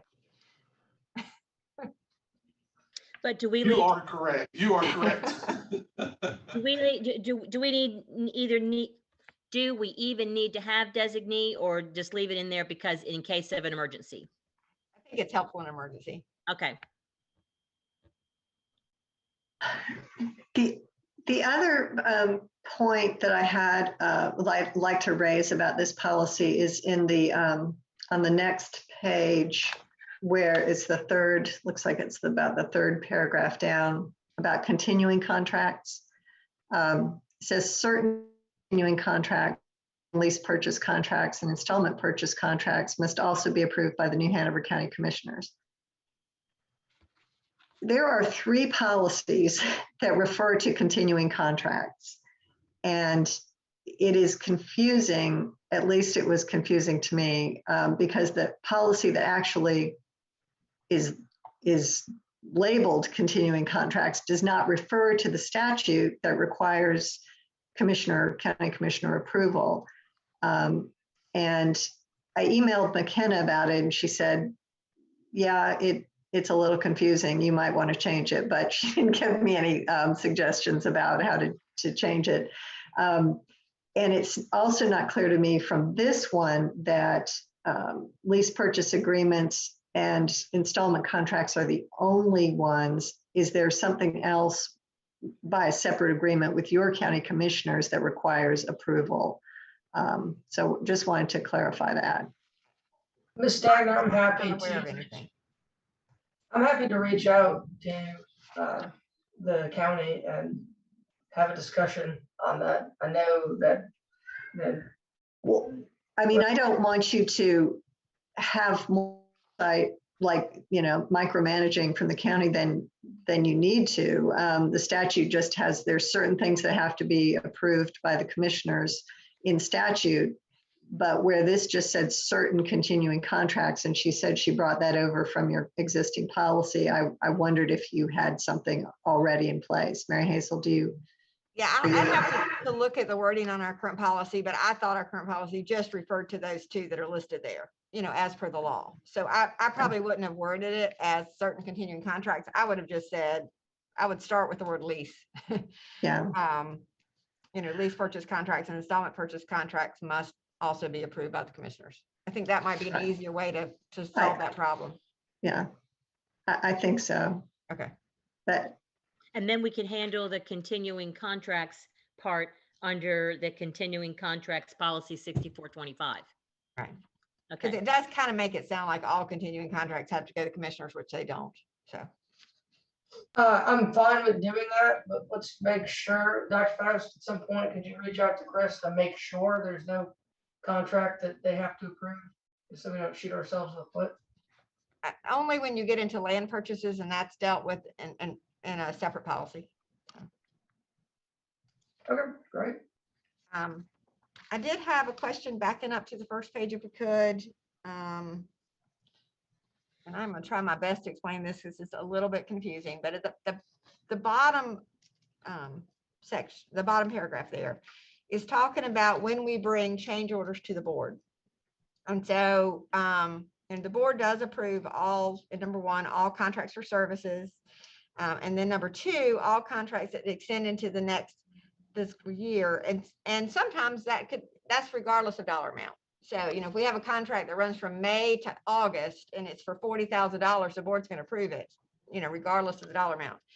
But then when we get into how we handle change orders below, it kind of makes it sound like we have to take all change orders. The way we've always interpreted this, but I think we need clarification from the board, is that if we have one of those crossing years, and the board approves it, which you do, we only look at the change order issue based on dollar amount. at the 300,000 level. So we wouldn't bring, like, if we amended that carryover contract, we would, and it was, $5,000, we would not bring that amendment back to you. But I wanted to make sure what your wish was. So if you look at the last sentence, when a change order causes a contract to exceed approval levels, I think that to me is talking about the 300,000. And then in the last sentence, for all contracts approved by the board, and then it goes into change orders. I would say for all contracts exceeding 300,000 that are approved by the board. That to me, that will separate that issue. So we're not trying to calculate 25% increases in contracts approved by the board, even if they're really small. Because I don't know that you want to see all those small adjustments to contracts. And I know that's confusing, and I can read through the whole thing if you prefer, but there's a lot in this paragraph. But there's one about what the board has to approve, and there's the other about when change orders need to come back to the board. And so right now we have two rules. We have 300,000, and we have increasing the cumulative contract by 25%. So are you of the original. suggesting to take out the cumulative contract amount by 25%? Now, I want to leave that in. I just think it's important that for everything that we're talking about after that last sentence that says for all contracts, Yep. I really think that the intent of the previous board was for those over 300,000, but I could be wrong. So we can read that together and see what you want to do. It says for all contracts approved by the board, any change order which causes a cumulative contract amount to increase by 25% of the original contract must be approved by the board and submitted along with previous change orders. And any additional 25% increments are the same. My question really is that only about those dollar amounts, or do you also want to see 25% increases in that contracts approved under number 2 at the top of that paragraph that cross years?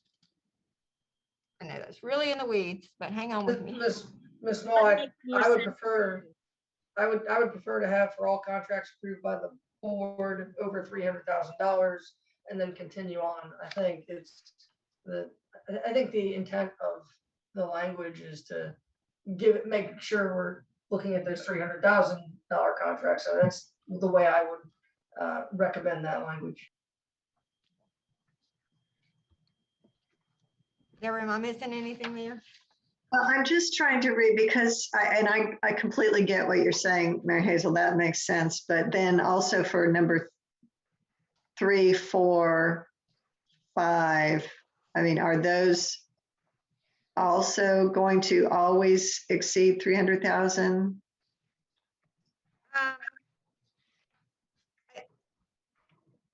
They may or may not. I think the issue with those are different types of things that we need to bring to the board regardless of dollar amount. And the issue is for change orders, do you only care about dollar amount is really what I'm trying to say. So 2 is an example, but you're right, it applies to 3, 4, and 5 too.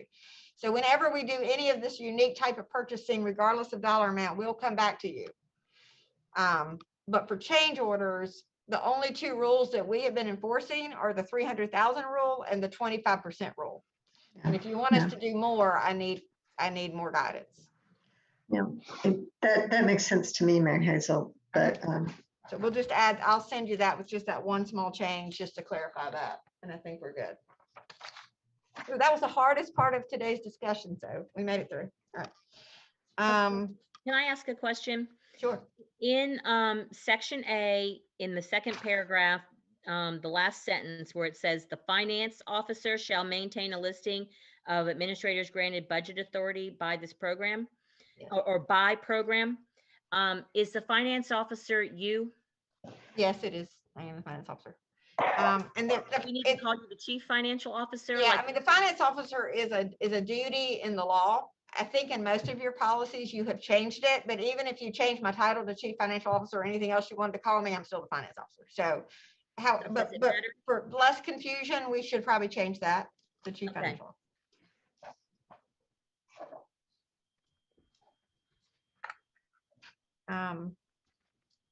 Yeah, going on to back to the second page. The fourth paragraph, there is a reference about the facility contracts. And I guess my question for all of this is, do we need to bring all these at the same time? That was part of, evidently there's a couple of places where we say this doesn't apply to facility contract. So is it okay? Is that wording okay as it is now? Or like change orders for construction and repair contracts, if that's dealt with somewhere else, I guess that's okay. It's just a little confusing because we hadn't approved that one yet. But if Deborah doesn't see a problem, we can leave it as it is. Mary Hazel, you're after my heart because I Yeah. had that one down too, but then I'm knowing that we're hoping that we approve moving up the, I think we just did. We approved moving up facilities, so that'll be coming next month, but yeah, anything with I mean, I don't like to contradict myself at all, or have two policies saying this, or approve something that we haven't even talked about. I think with I mean, some of the, especially when you get on the bidding side of the bidding policy, the rules are different. So I get why they're separate policies. I just want to make sure that we don't have anything that's inconsistent between the two. And so for now we can leave it, but it may mean we have to come back if there's something that's changing that we hadn't thought of. Okay. It's just hard to know until I see those policies. So. Yeah, because there are a lot of facilities policies referenced in the cross-reference section. Right. So that's more just sort of a warning. And so a little bit further down where it says at least monthly, this is not something in our current policy and we've never done it. Doesn't mean we can't, but the superintendent shall report to the board all contracts and contract amendments approved by the superintendent that designate under this policy. And then you would put in a dollar amount of your choice. So the question is this something the board is interested in? We haven't done it in the past, but we could. Well, that was the question I had highlighted here, because I'm like, I didn't think we had ever done it. And it says, it's in the black. So it's something we should have been doing, I guess, all along. Well, these are, these are recommended policies. That not every provision in the School Board Association recommended policies is required by law. They do have a lot of requirements, but I think this is, again, Mr. Wildeboer, this is one of the checks and balances that you were asking about earlier, is how do we know when our goals are being met? And this is one of the ways. And I would say if this is something the board wants to do, you don't have to do it at a board meeting. It could be a written report. It could just be a list that's sent to the board. Okay. So is monthly too frequently, or is quarterly more appropriate? We could do either one. I think monthly would be better, just so that you expect it every month versus, is it coming this month? Is it next month? I'd rather see it. If we're going to do it, let's do it every month. I mean, it's something we can run from our system. It's not that hard to do. I just didn't know what dollar amount you were interested in seeing. Yeah, what dollar amount? I mean, I think it can be kind of high. And this is just contracts. And then we'd also need clarification of, we sometimes, and maybe the law does not distinguish, we have contracts for services, and then we have contracts for purchases of goods, which is a purchase order. And so I want clarification. Does the board want to see them both? And it sounds like you probably do. And then what dollar amount? What do you think, What's a good Nelson? dollar amount?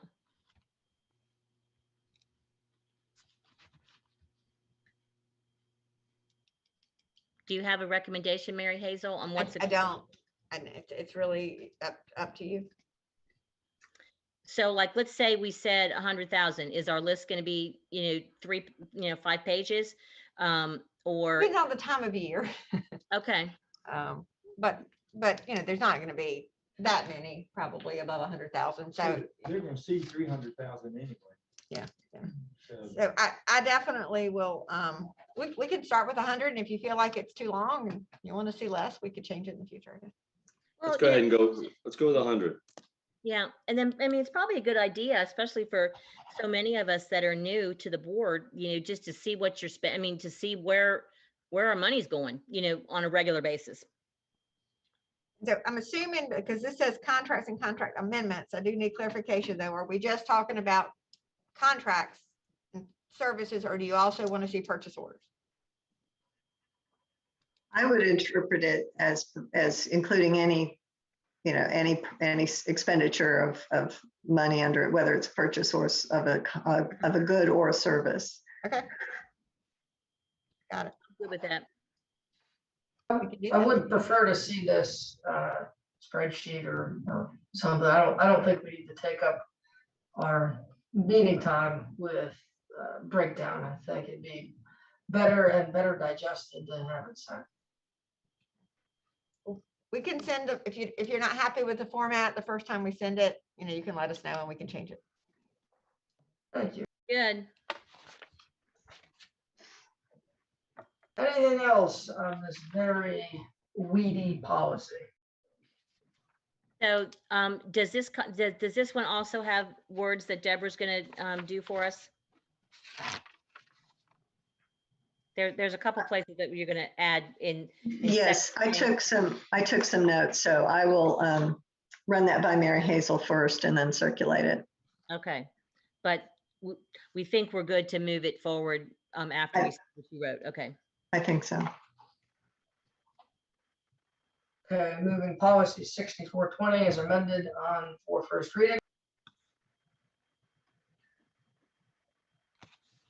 Pre-audit and disbursement certifications, policy 6421, Ms. Hazel, or Ms. Small and Ms. Stagger.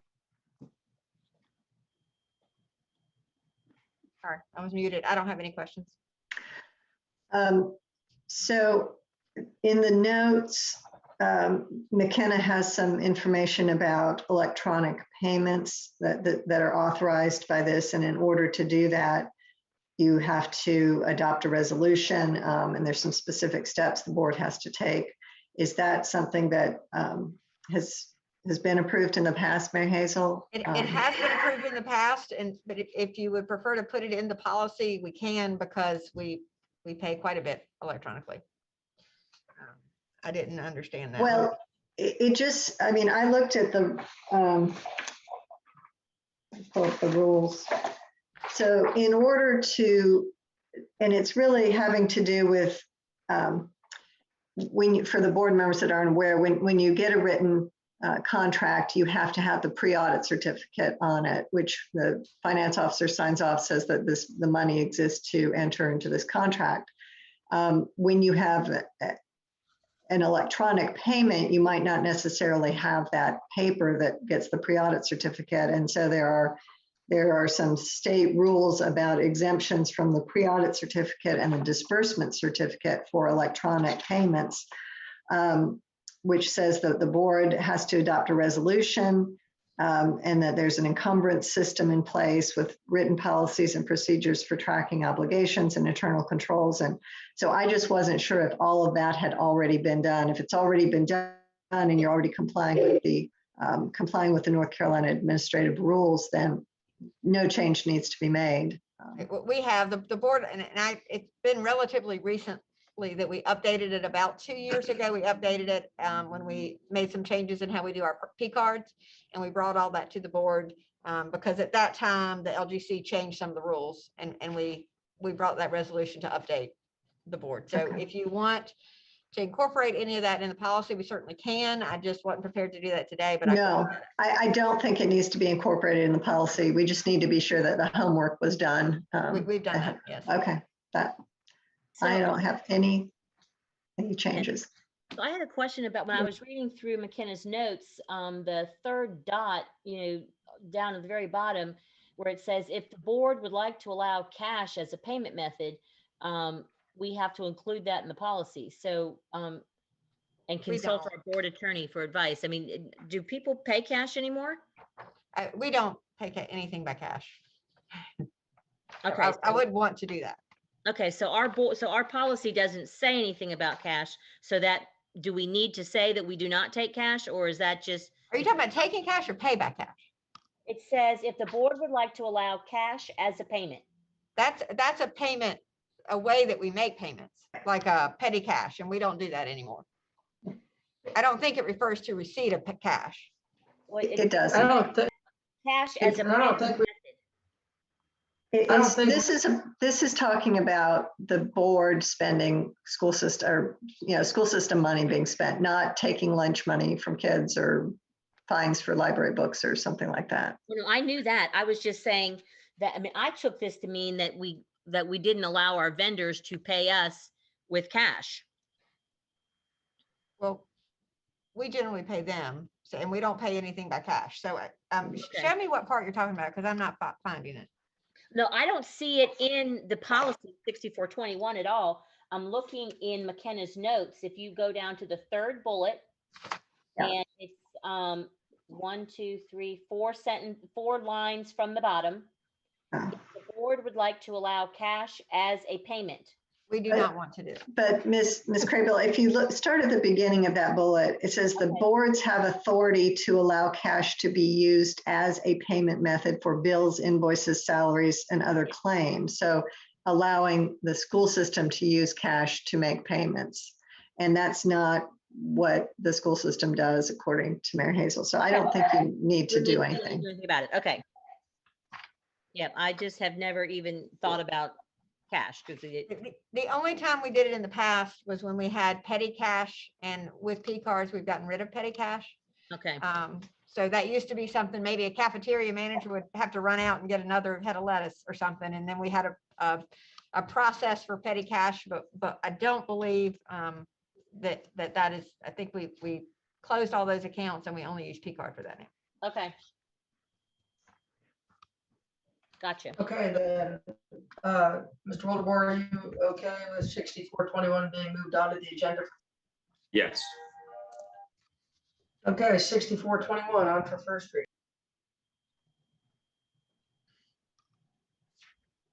I only 64, have the comment on number 6 where it says finance officer, is that, the chief financial officer. And then in that same sentence, it was talking to us about, you got a lot of reporting to do to us, Mary Hazel, at least on a quarterly basis for the overall debt load. I had that same question, and I was going to recommend to you that we do that on an annual basis, because we already do that in the financial statements. And that seems to be the most appropriate. We don't have much debt because most of our debt is really county debt. We only have like the copier lease and those kinds of things. So it is my recommendation you go with annual. If you'd like it quarterly, we certainly could add that to our list of things to do. annual's fine with me. Yeah, so is that a law, the quarterly, or is that just a suggestion? It's a suggestion, I believe. Yeah. Sorry, which policy are we on? I'm sorry. Continuing contracts number 6425. My computer froze up for a second. Continuing contracts. Okay. Yes, and it does say in McKenna's notes that the time frame in number 6 can be modified. So if you don't think there's much information, then let's just, go with some longer time period. And if you feel like- we report in the format described here in our financial statements. Okay, so we don't have to say at least, we can say report to the board annually. Yes.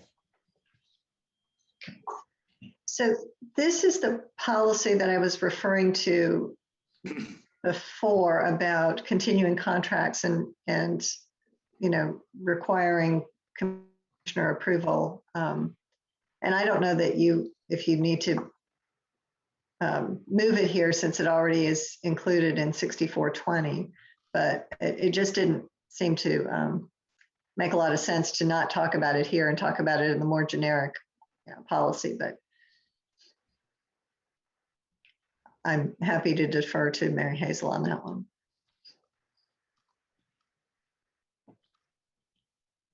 I just want to make sure I understood your question. So as it relates to number 6 or just in general? I didn't quite follow you. Sorry. No, just this is a policy about continuing contracts that specifically includes the lease purchase and installment purchase that require commissioner approval. Right. But it's not referenced at all in this policy. And I wasn't sure why the School Board Association didn't make that information available in the policy that's very specific to continuing contracts and put it in the more generic purchasing policy. But if you think that makes sense, then I'm not going to argue. We could certainly add it here and take it out of that one. I'm not sure it needs to be both places, but whatever your preference is. It does say in number 5 that policy 6420, the contracts with the board must be followed. So, I mean, it's just going, making, doing double work to go back and find it.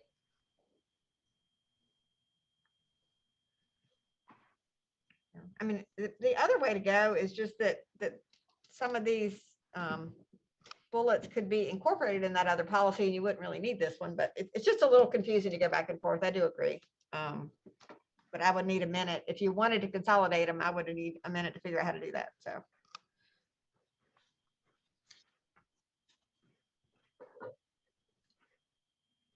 This is not something we do that often, so it is a little bit unique, which is probably why it is separate. Yeah, it seems to me that under contracts, we could just have a whole section that says, continuing contracts. So let me look. That might make it a little easier to follow if it's all in one policy and you would combine this one. Yeah, because it could be. That's fine. Yeah, and maybe it goes into like part A, authorization to enter into contracts, and either B could be continuing contracts, or A could be 1 and 2. But I think it needs its own paragraph. I mean, to call out specifically.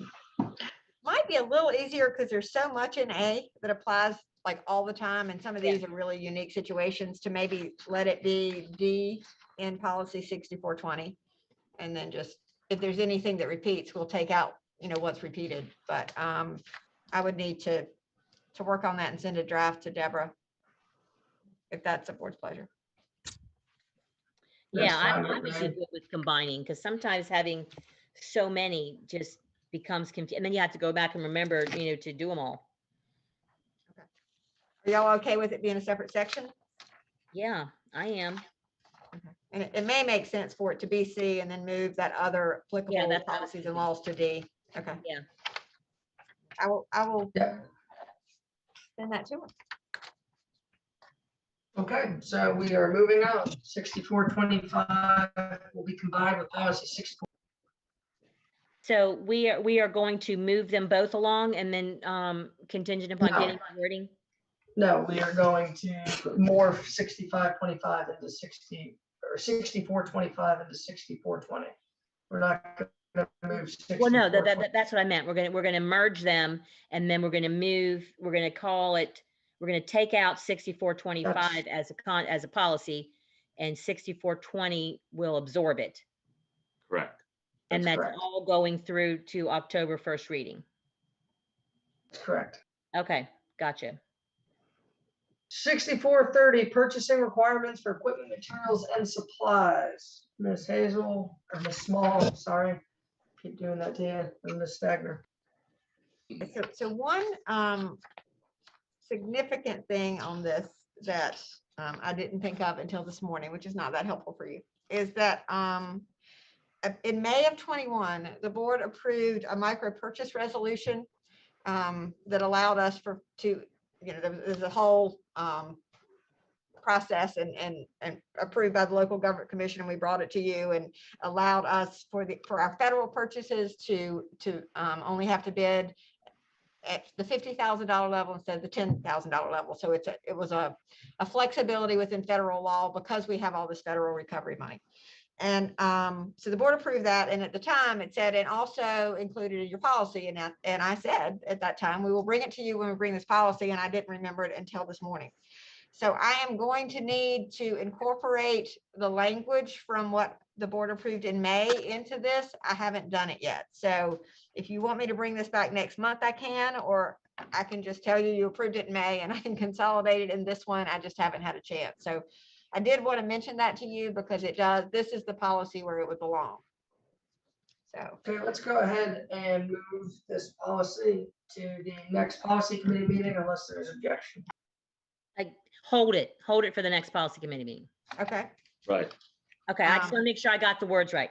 But before we do that, I just want to ask a couple questions as we're making the changes. So is the purchasing director, who's that? That's Kevin Lee. Okay, so he's here, okay. And then we only have to have 2 bids, not 3? Everything that's in here is what we understand is required by law. Certainly, if we can get more, we do. Okay, and I just thought somewhere in the law or in best financial practices that 3 bids, because that's always been what everybody's used, but it's saying here that 2, I'm fine with 2, but I was just clarifying. So Okay. the policy. So are we good to move on then? to Wait, six- somebody's talking. Kevin has a comment. He's just got to get closer so you can hear it. So the federal policy says a reasonable number of bids, which they don't define. But we, especially if it's a formal bid, we're gonna put those out to get formal bids. If it's informal, then we have to get quotes. And so we're always trying to get at least 3. But it all depends on what you end up getting. The federal law says reasonable number. Okay. And I didn't see where it said 2 in here. It's in the second paragraph, the very last line.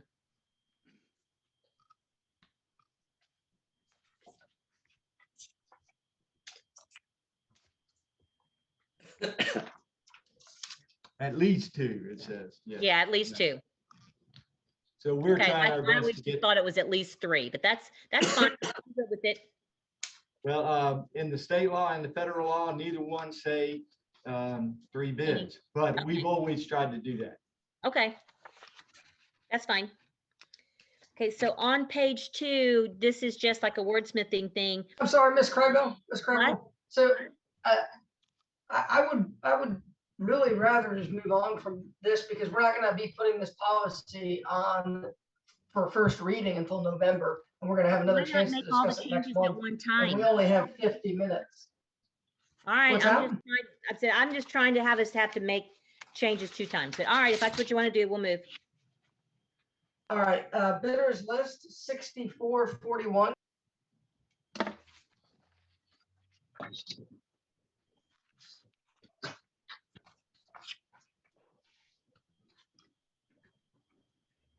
We had no comment on this one. Me either. Me neither. That was fine. I had a comment. Yay, Eddie.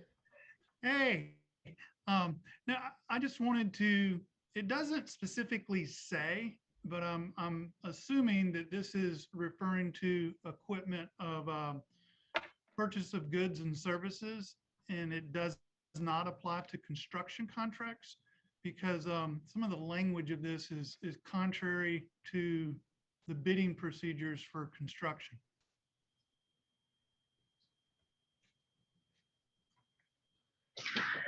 So I'm sorry. Is this something that's done? Because it's not, so number one, this confidential list is not required. And it's allowed, it's not required. And is it something that you already do or have any desire to do is the question. Well, I can only speak from the construction side, and we do not do this. We actually provide the list of potential bidders openly.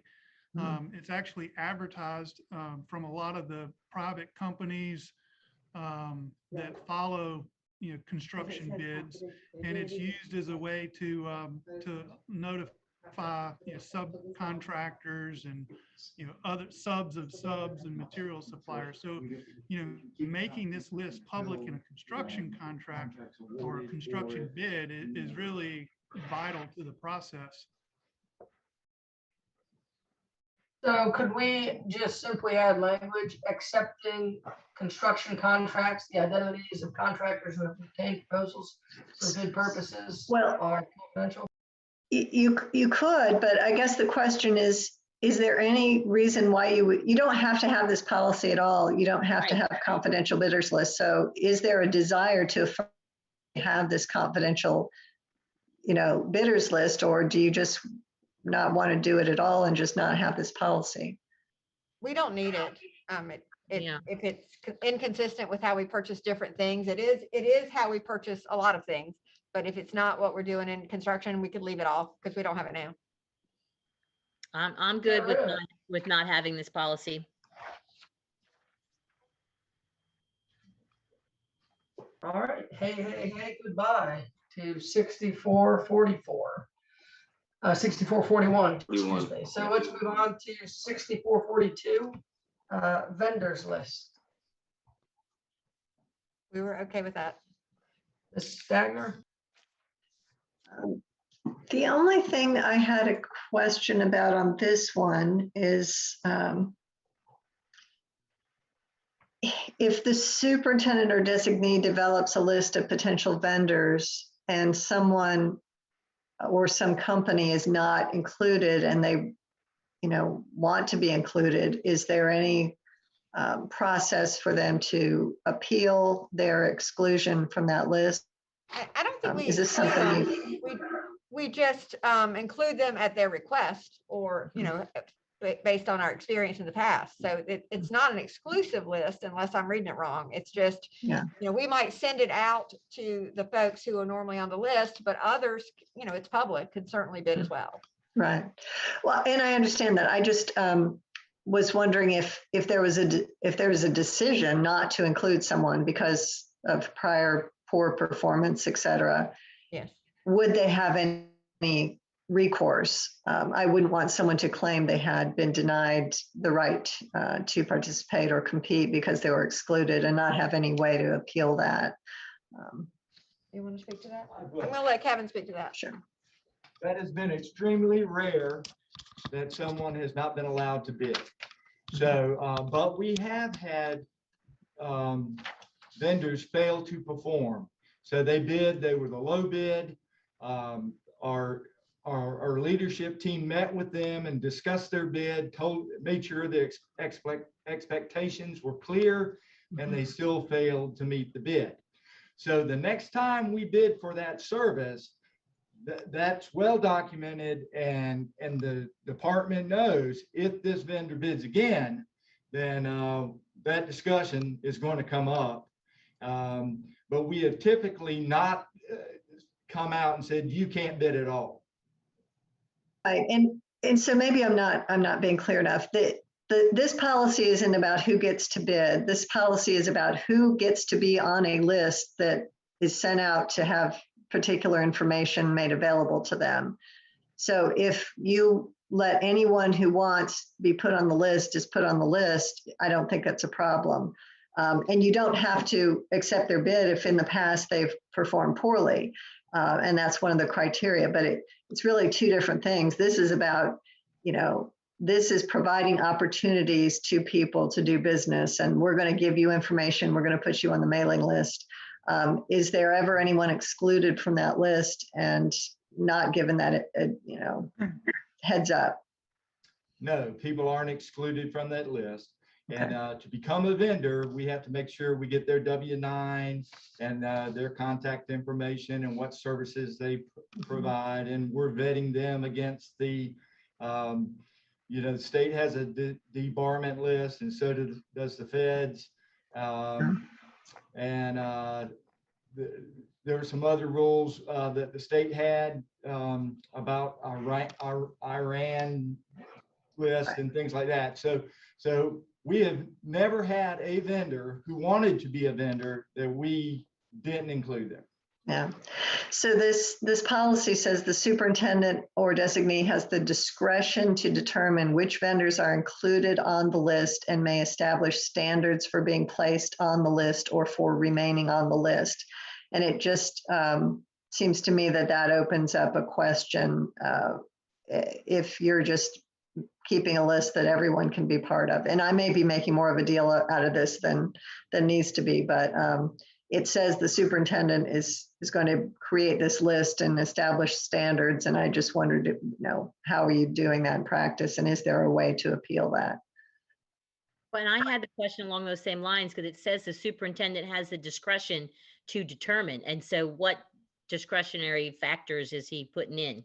Right, and I so don't like clearly, the this concept. isn't our current policy. This isn't something, the way Kevin described it is what we currently do. And so our only discretion is if they've been prohibited by state and federal list. So if you want to change the wording to say that, we could. Do we need this Policy policy? may be modified. Do we even need this policy? I mean, I like the last sentence of the superintendent is encouraged to include vendors listed as underutilized businesses, but do we need this? Is this more harmful than beneficial? It feels really detailed and not something that needs to be at the level of board policy, but it's your call. I mean, I'm not aware of any legal requirement to have this policy. It seems like something that you might do to make sure that people are getting information, but if you're already getting information out to vendors, I'm not aware of a legal requirement. I was trying to look for one this morning before the committee meeting, and I could not find one. There are Well, if some we- legal references, and I could look those up, but I haven't yet. If we don't need it and it's actually more cumbersome than beneficial, why don't we send it, the same way as the policy before it? And just delete it. That would be helpful. There we go. I'm fine with that as long as there's no objection from Ms. Stagner. I will double, 115C 522 is the first legal reference, and there's nothing in there about requiring a vendor list. I'll take a look at 147, but I don't think there's a requirement. Look at us, we're streamlining. Hey, off. That gets a black line on my list. Do not want. Okay, so Ms. Stagner, if you find something differently with regards to that policy, could you just email us and we'll put it back on at the next policy committee meeting, but otherwise we will discard and advance to policy 6450. I will do that. Thank you. So 6450 is purchase of services. Ms. Small, Ms. Stagner. A little bit more fun with this one. So no questions in the first paragraph unless y'all have anything. And so in the second paragraph, I got to remember why I changed this. Hold on a minute.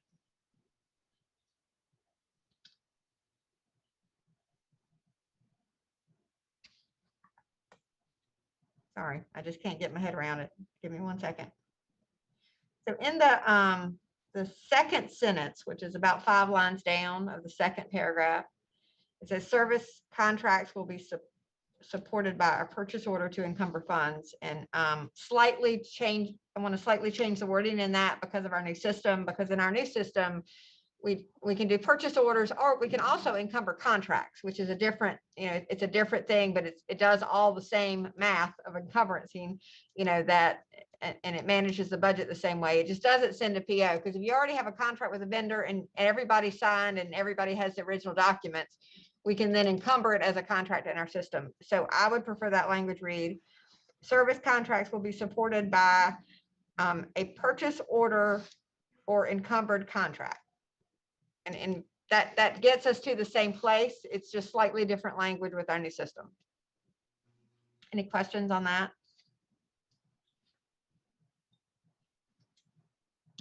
I'm good with that.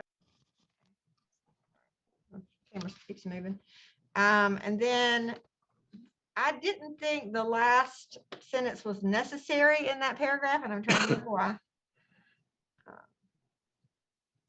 And that's the one in black. Yeah. So before we had the ability to do what I just described, we would do that through a PO that kind of had a bid proposal for, attached to it. So if somebody had a quote for services, and it was, I'm trying to think of an example, and I can't really think of, usually it happened more in the maintenance area. And sometimes in technology, they would do a quote and then we would encumber it through a PO. So it became a contract. They gave us a quote, we gave them a PO, it became a contract. But with our new standard contracts that we're using for all services, I just don't think that's necessary anymore. So in all of those situations, we will actually have a service contract. So I don't think we need that sentence because that came from our old policy. That is not something that was recommended by McKenna. So are you talking about the line that says contract, about the Service benefit? contracts below the board approval level. So the blue paragraph, the Oh, second. okay, wrong last one. sentence. Okay. I would just take that out. So we change that next to the last sentence to service contracts will be supported by a purchase order or encumbered contract. And then the rest of that paragraph would be deleted. Because the only point of that was, a way to get a quote encumbered that we were accepting, but now we do that through a contract. And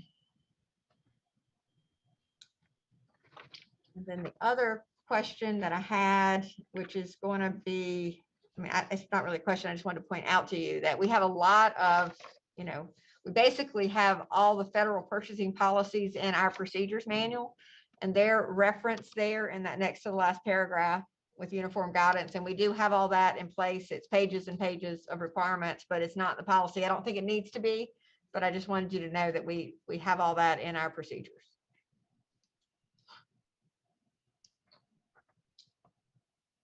And there's also a reference in the last paragraph to a policy. I didn't know what that was, but I think it's just excluding those types of contracts from this policy. So I guess that's fine. And they are covered in other facility policies that we have in place now, so it shouldn't be a problem.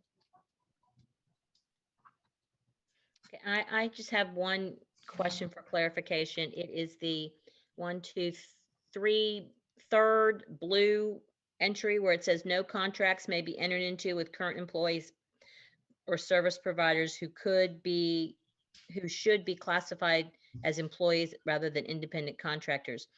Is this where it kind of falls into that parent support organizations cannot pay for a custodian to be there, they cannot pay the custodian directly.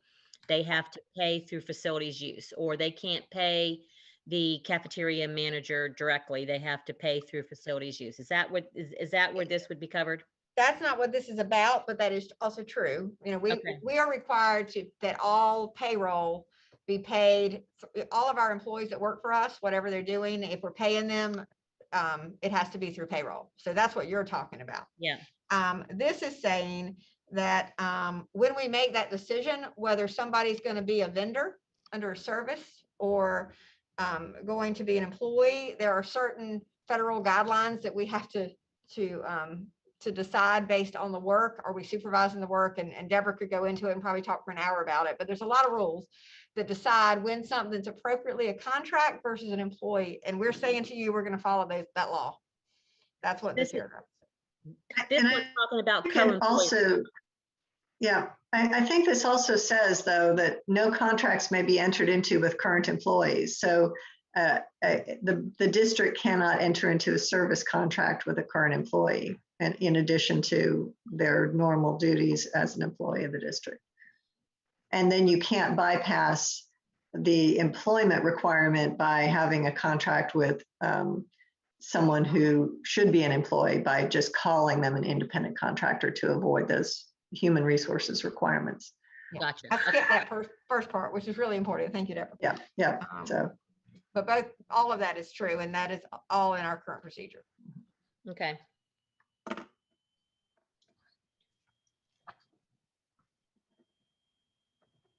I had one question. For the same reasons that the board looked at raising the 25 to 50. I know it sounds like a big dollar amount, but honestly, $100,000 in most of our service contracts is not a big dollar amount. Can we consider raising that dollar amount so that we could informally negotiate service contracts and not be required to go through a formal RFP for anything over 100? problem with that. And I would just point out, there's no formal bidding requirement for service contracts at all. So this is a self-imposed requirement to get RFPs, and you have discretion to do that or not. So do we take it out or do we increase the number? That I was like the self-imposed previous. requirement, but Mr. Anderson, do you have an idea on what, Well, you said 100,000? I would not take that out. I think, but maybe we raise it to 300 and that aligns with the board approval threshold. Okay, I'm good with that. Mr. Wildebohr, you have any thoughts? Yeah, I'm fine. We definitely trust Mr. Anderson, so we're good with that. So that doesn't put us in any sort of like if you're negotiating up to this dollar amount, that doesn't put us in any, not want to say jeopardy, but in any commitment situation. You're just allowed to do it up to that. I mean, to start talking about it up to that amount without coming to us first. Is that what this kind of means? Well, So I think that, for purchases over certain dollar amounts, purchase of equipment and goods, you have to use the formal bid. There's state law that covers bidding procedures. For services, you're not bound by that Okay. bidding requirement, but to then get better prices, you will look for, send out a request for proposals for service contracts as well. And it looks like the language in the past was for anything that's expected for proposals, instead of just going down and saying, we're going to enter into a contract with ABC, company to provide this service. And I think Mr. Anderson's just saying it's for those $100,000 or $200,000 contracts, it's more time consuming to try to go and get additional quotes instead of, and he wants to raise that amount. I definitely, there's nothing in the policy that would prohibit us, I guess, from doing it at for lower amounts when we thought it was appropriate. We have. I would like, if you increase it, I think it might be helpful that we have some sort of language about who's going to make that decision. It says, unless otherwise approved by the superintendent or designate the board. So at this point, anybody who has budget authority could just contract with whoever they want without an RFP if we go to 300. So it's a big jump. I understand where he's coming from, so it's your call. But I think there might be times when we're trying to meet the goals in that very first policy that we might recommend they do it when it's less, depending on the type of service. But the policy wouldn't prevent that, so we should be okay. Just a question, would you rather stay at the 100,000 then? I hadn't had time to really think through all the examples of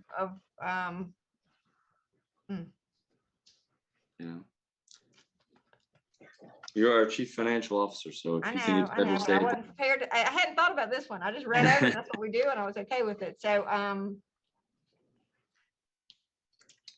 Well, it would not impact the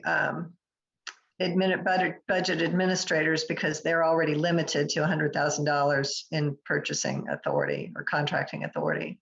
So okay. this would really only, if you raised it to 300, it would really apply only to those contracts the superintendent was able to enter into without board authority. Right. The issue though is by the time it gets to the superintendent, they've already sort of, negotiated all that or gone through the bid process. You don't really see it at the beginning of the process. And this is the part which is the beginning of the process when we make the decision, because you wouldn't want to have already sort of negotiated a contract with a vendor and then say, oh, by the way, we were supposed to bid this at the very last minute. So that's why I'm hesitant.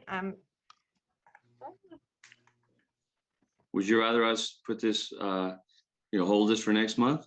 Yeah, it and over? I'm not opposed to it. I just need to think through what is best. If we could hold this to next month, I think it would be helpful. Let's go ahead and hold it then. If Ms. Graybill. Okay, that is fine.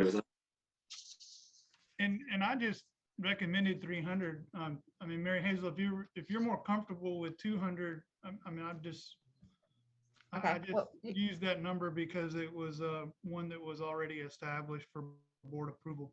I'm not okay, opposed well, why to- don't we talk with probably 200, I might feel a little bit better about. Let's spend some time looking at some examples and then we'll bring it to the next meeting if we could. So we're not That would be gonna. my recommendation as well. So If this that's one's okay gonna with- stay in policy? Couldn't hear. We're gonna hold it till next meeting, Okay, gotcha. if that's okay with you two, I'm only one vote, but it makes sense that says you're jumping into something, let's get it right. I'm good with that. Okay, well, there we go.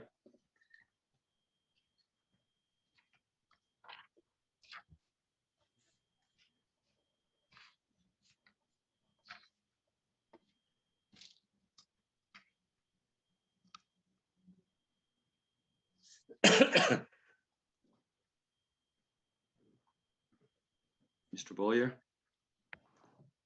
Is he off? I think it's frozen. Yeah. Nelson, we can't hear you. I'll call him. Do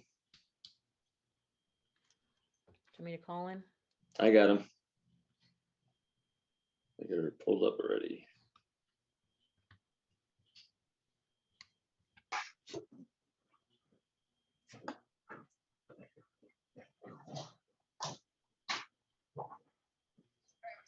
We lost you. Oh. Okay, just to let you know, we decided to hold 6450 till next month. Oh. Okay, all right, bye. He's coming back on. Say he's not sure why it dropped him off, but he's getting back on. That might be a good time to get some more sweet tea.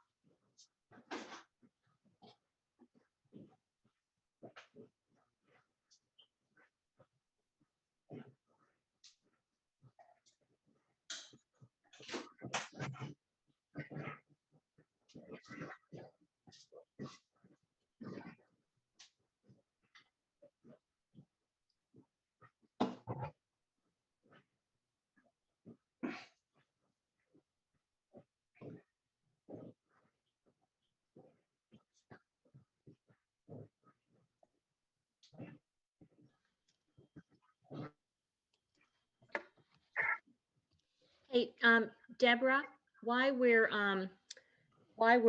talking, I mean, while we're waiting for Nelson,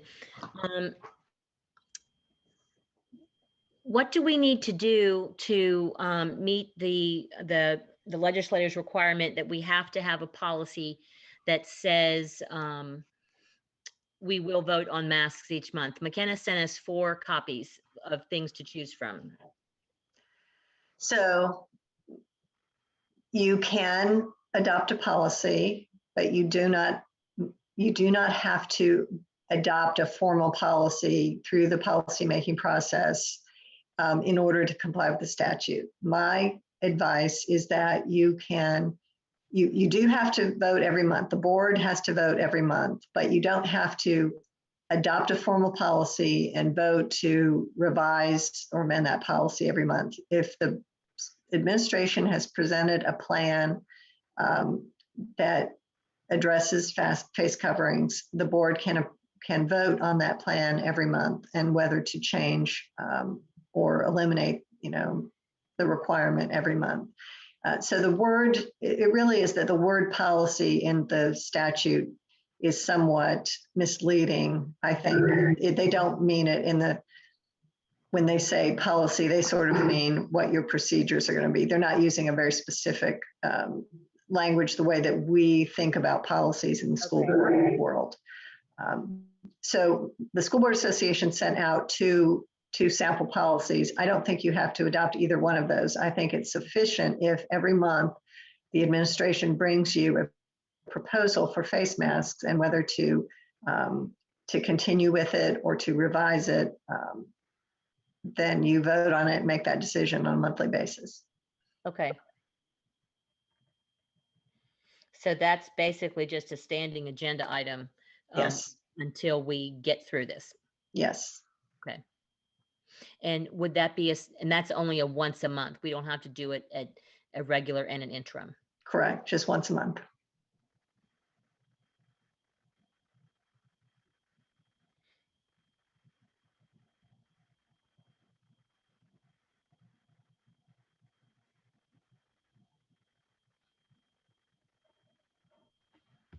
Kim, will you be sure to include that somewhere in our minutes? I know you Yes, can't ma'am. hear me, but. Oh, is that you, the big K? Yes, ma'am, I'll include it. Thank you. Appreciate it. All right, so can we move on to 6,500 goals of equipment, materials, and supply services? I apologize for my Zoom interruption. I have no concerns on this one. I have no concerns. Board members, Ms. Steiner? Pete went to get tea. Good. No, I'm good. I'm back and I'm good with this one.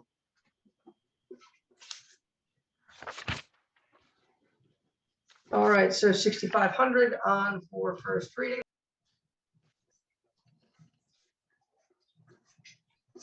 Next up is policy 6510, organization of equipment, materials, and supplies. Service.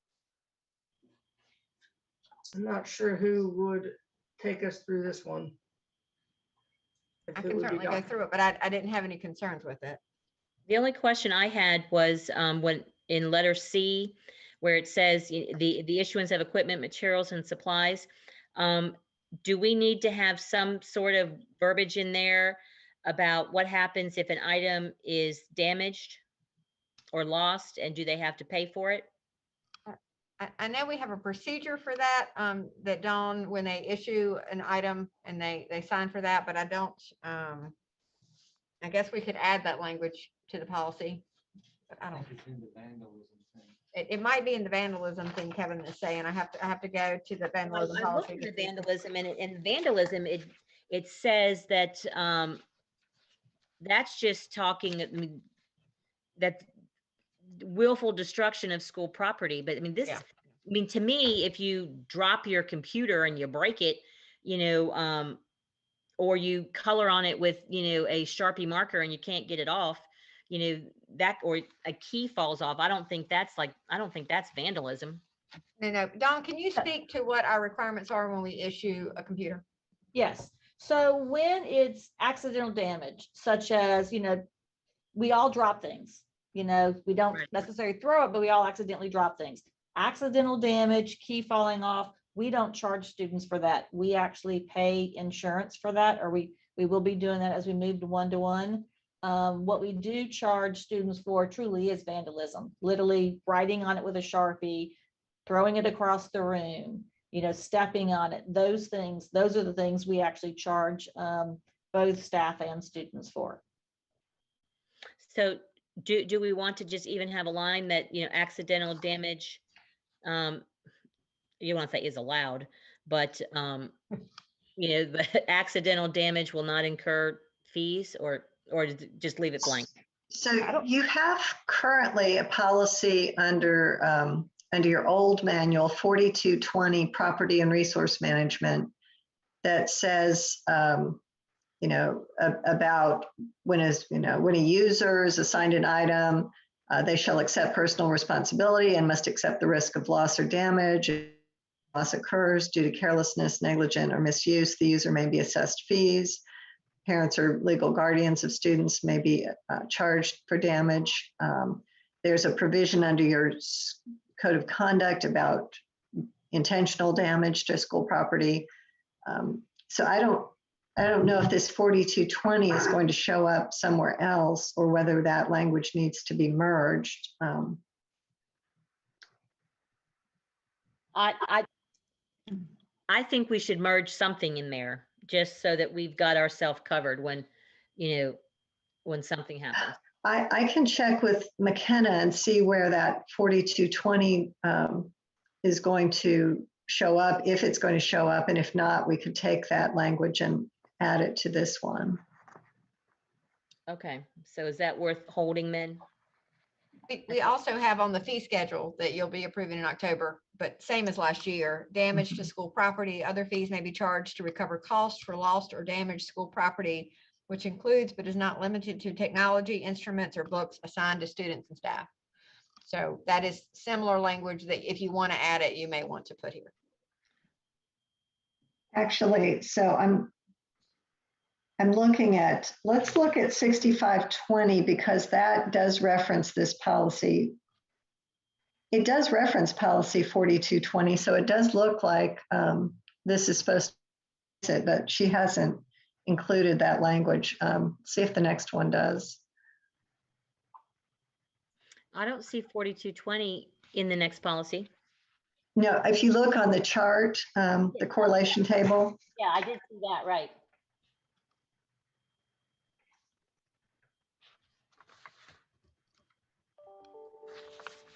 Yeah, it doesn't look like she incorporated the language from 4220 about fees for damage. So I could certainly do that and circulate it for the committee. Is that going to be a quick change, or should we just hold it till next time when we're talking about well, we'll talk about the fee structure in October before, actually, that's at the October board meeting, right? Not at the October policy meeting? That's correct. Okay. Yeah, so you were mentioning policy 4220, correct, Ms. Dagner? Yes. So the correlation of that would be that 6525, which talks about instructional material services. And I've written on there, because that one talks a lot about textbooks. And so I actually wrote on there laptops, one-to-one. So that might be the one we might need to change to include. Right. Well, I had a whole bunch of questions about why we're talking about textbooks. Yeah, I did too. but and I don't know it does seem to me that it does seem to me that that instructional material services policy is a little outdated, and we could combine, talking about damage to school system property, it might make sense to be more holistic in talking about the different types of things that students might have be checked out to, employees might have checked out to them, and their responsibility, because it's not just about students, it's also about teachers. Teachers damage a whiteboard or something like that, they might be responsible if it's something that they should have been more careful about. And I don't know what all the ins and outs are, how you've normally done it, but you do have a current policy on it that hasn't been incorporated. Yeah, because they've got on the correlation table, 4220 is in there multiple times. Yeah. 6510, 6520, 6520. Yeah. Yeah. And 6550. So I guess my suggestion would be to maybe hold 6510 and 20 and try to incorporate policy 4220 into those.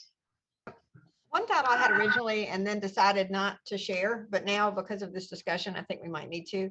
To me, 6500, well, especially through 6521, are really all talking about the same thing, just different aspects of it. So I just didn't know if they needed to all be approved at the same time, or if they just needed, I guess one is first just a goal, or could they be consolidated in some way? Whose department is this? Like, who would take the lead on that? It kind of depends on what you're talking about. Are you talking about procedures that we write for collecting fees for lost textbooks, even though we don't have that many textbooks anymore, we still have a handful. you know, that's finance, or it really happens at the school level, but we write the procedures for issuing equipment is through technology, but we certainly agree on those procedures. So it's kind of cross-functional.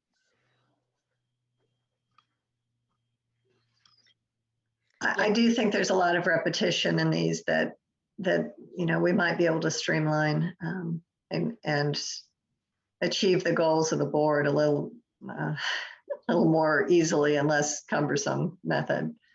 So if you want us to work on rewriting that and bring that back next time, that the series could be brought back. Not all of it, but this. Yeah, I would like to I see think that. that would be best. I think Yeah. That would absolutely be best. All right, it is currently, But wait a minute, did we just approve the whole thing going back? Because there are some others that or just wait. We can keep going through the list. I think some are a little bit unique in what they're addressing, but that's Right. up to y'all. I don't think we need to consolidate this whole series, but these first, you know, 6500 to 6522 could probably be, or to 6521 could probably be consolidated. Yeah, 6522 start talking about a whole different thing. yes.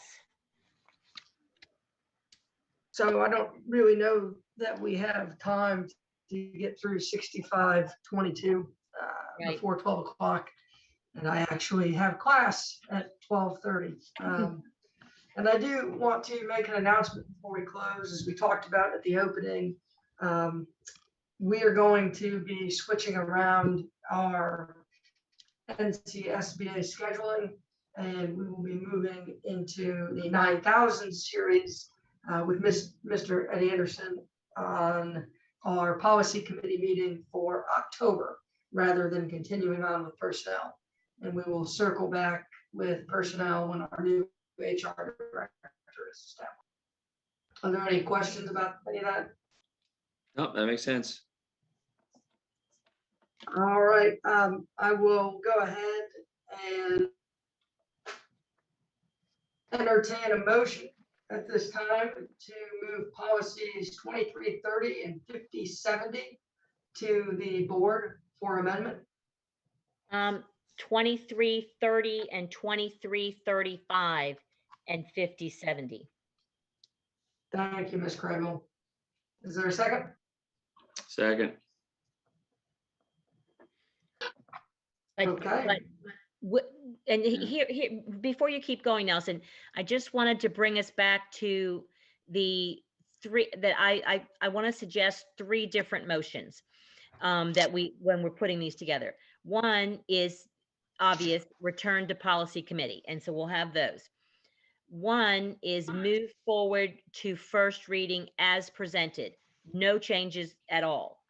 And then number three would be move forward with proposed changes that are forthcoming, because that's where I think sometimes we miss on getting the proposed changes.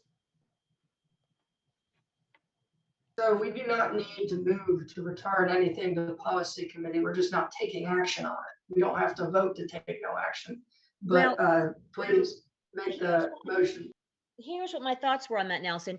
We do in our minutes, we say we're holding it, but then there's no note on there anywhere. Why are we holding it? Like if they're like just with that 3620, that I couldn't approve the July minutes because I couldn't understand why we were holding it. And luckily Mary Hazel, had a brain alert and was able to remember that. So I didn't know if anybody else cared about that level of detail on what are we holding it for, because we do make a note in our minutes that these policies will remain in the policy committee. So I wanted us all to be clear on what we were moving forward and what we were holding back and what had else be done.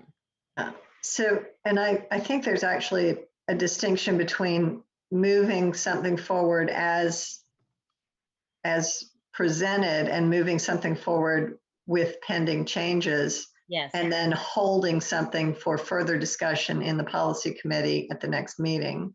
Yes. So there's really, yeah, Yes. And maybe that's I, what- yeah, I just wanted to capture that in our minutes so that we're all clear on what we are expecting changes, from whoever, like Mary Hazel might have to put something together, or you might have to put something together, just so we all know what we're expecting. Okay, so there is a motion on the table to move policies 23, 30, 50, 70, and 23, 35 to the board to review proposed amendments. There's a first and a second. Ms. Crable, how do you vote? Did you say that those three policies that we are waiting proposed changes? No, we have made the changes and we are No, moving we those haven't. three Deborah forward. was gonna, we talked about them, and Deborah was gonna make the wording changes and circulate them to us all. So I want to say that the motion is to move those forward for whatever reading that you're saying that we're gonna have them for, and at what meeting, with pending these changes that come to us. So that's what I want us to be real clear on. Okay, so go ahead with your what? Well, Just so the motion is to move motion. 2330, 2335, and 5070 onto what reading are we moving them to? Or are we just moving them to a meeting? They don't, they don't go need on a for a reading. second Okay. So we're just moving them to the, or first reading. Just revision for revision. well, 2330 and Oh. 2335 are already existing policies that we are just making changes to. Right. See, 5070 is a brand new policy that we don't have, and that we have to have it on some sort of reading. We've already had it on first reading. Okay, so that 5070 would be going then for, thank you, Ms. Crable. I didn't realize adopted. That would be on for second reading with additional changes. Yes, and at what meeting is that going to be at? At the October 5th meeting? The October regular meeting, Yes. not at the September, 21st meeting. I just want to get clarification because we had a real hard time with this with 5210. I thought the decision was to put 2330 and 2335 on the interim meeting for revision That's what I'm just clarifying. and 5070 on for first reading or second reading in the October board meeting, since we've already had it for first reading. Second reading at the October regular meeting. Okay, I just want to get that clarified. So that will be my motion. Or do I have to have two separate motions because we're doing them two different ways? You can have one motion as long as it's clear. So what I wrote down is that policy 2330 and 2335 would be going on the September interim agenda for revision. Policy 5070 will go to the regular October meeting for second reading. Yes, that's my motion. Is there a second? You can second. Second. Ms. Grable, how do you vote? Yes. Mr. Wildebohr, how do you vote? Yes. I vote aye. Aye. Okay, Ms. Grable, do you have a second motion? The second motion, no, you go ahead and go through your list. Well, I guess we'll just do this. This is what I have: 6430, 6450, 6510, 6520, and 6521 are remaining in policy. Did I get those all? Did I get those right? Yep. So that's my motion. Is there a second? Second. Okay, Ms. Grable, how do you vote? Aye. Mr. Wildebohr, how do you vote? Aye. I vote aye, motion carries 3-0. All right, Ms. Crable. The next one that we had was, so these are the ones that are going, that would go through to first reading in October with some pending wording changes that we've already discussed that Deborah just needs to do for us. The 6401,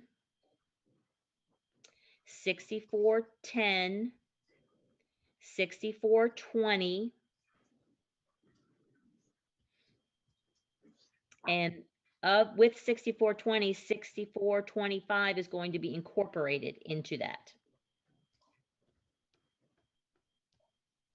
Okay, but we don't need to mention 6425 needs to be incorporated. 6420 is being amended. Okay, that's fine. All right, is there a second? Second. Okay, Ms. Crable, how do you vote? Aye. Mr. Wildebohr, how do you vote? Aye. And I vote aye, motion carries 3-0. Ms. Crable. So the only one we didn't get to was 6400 goals for purchasing, and that one is going all the way through with no changes, just as we wrote it. That was like one of the only ones. Oh, and the 6400 and 6421. The goals and the pre-audit and disbursement certifications. I have that down that we are not making any, we just checked it and sent it right on. And 6,500 too, Yes, or is, yes, you're absolutely right.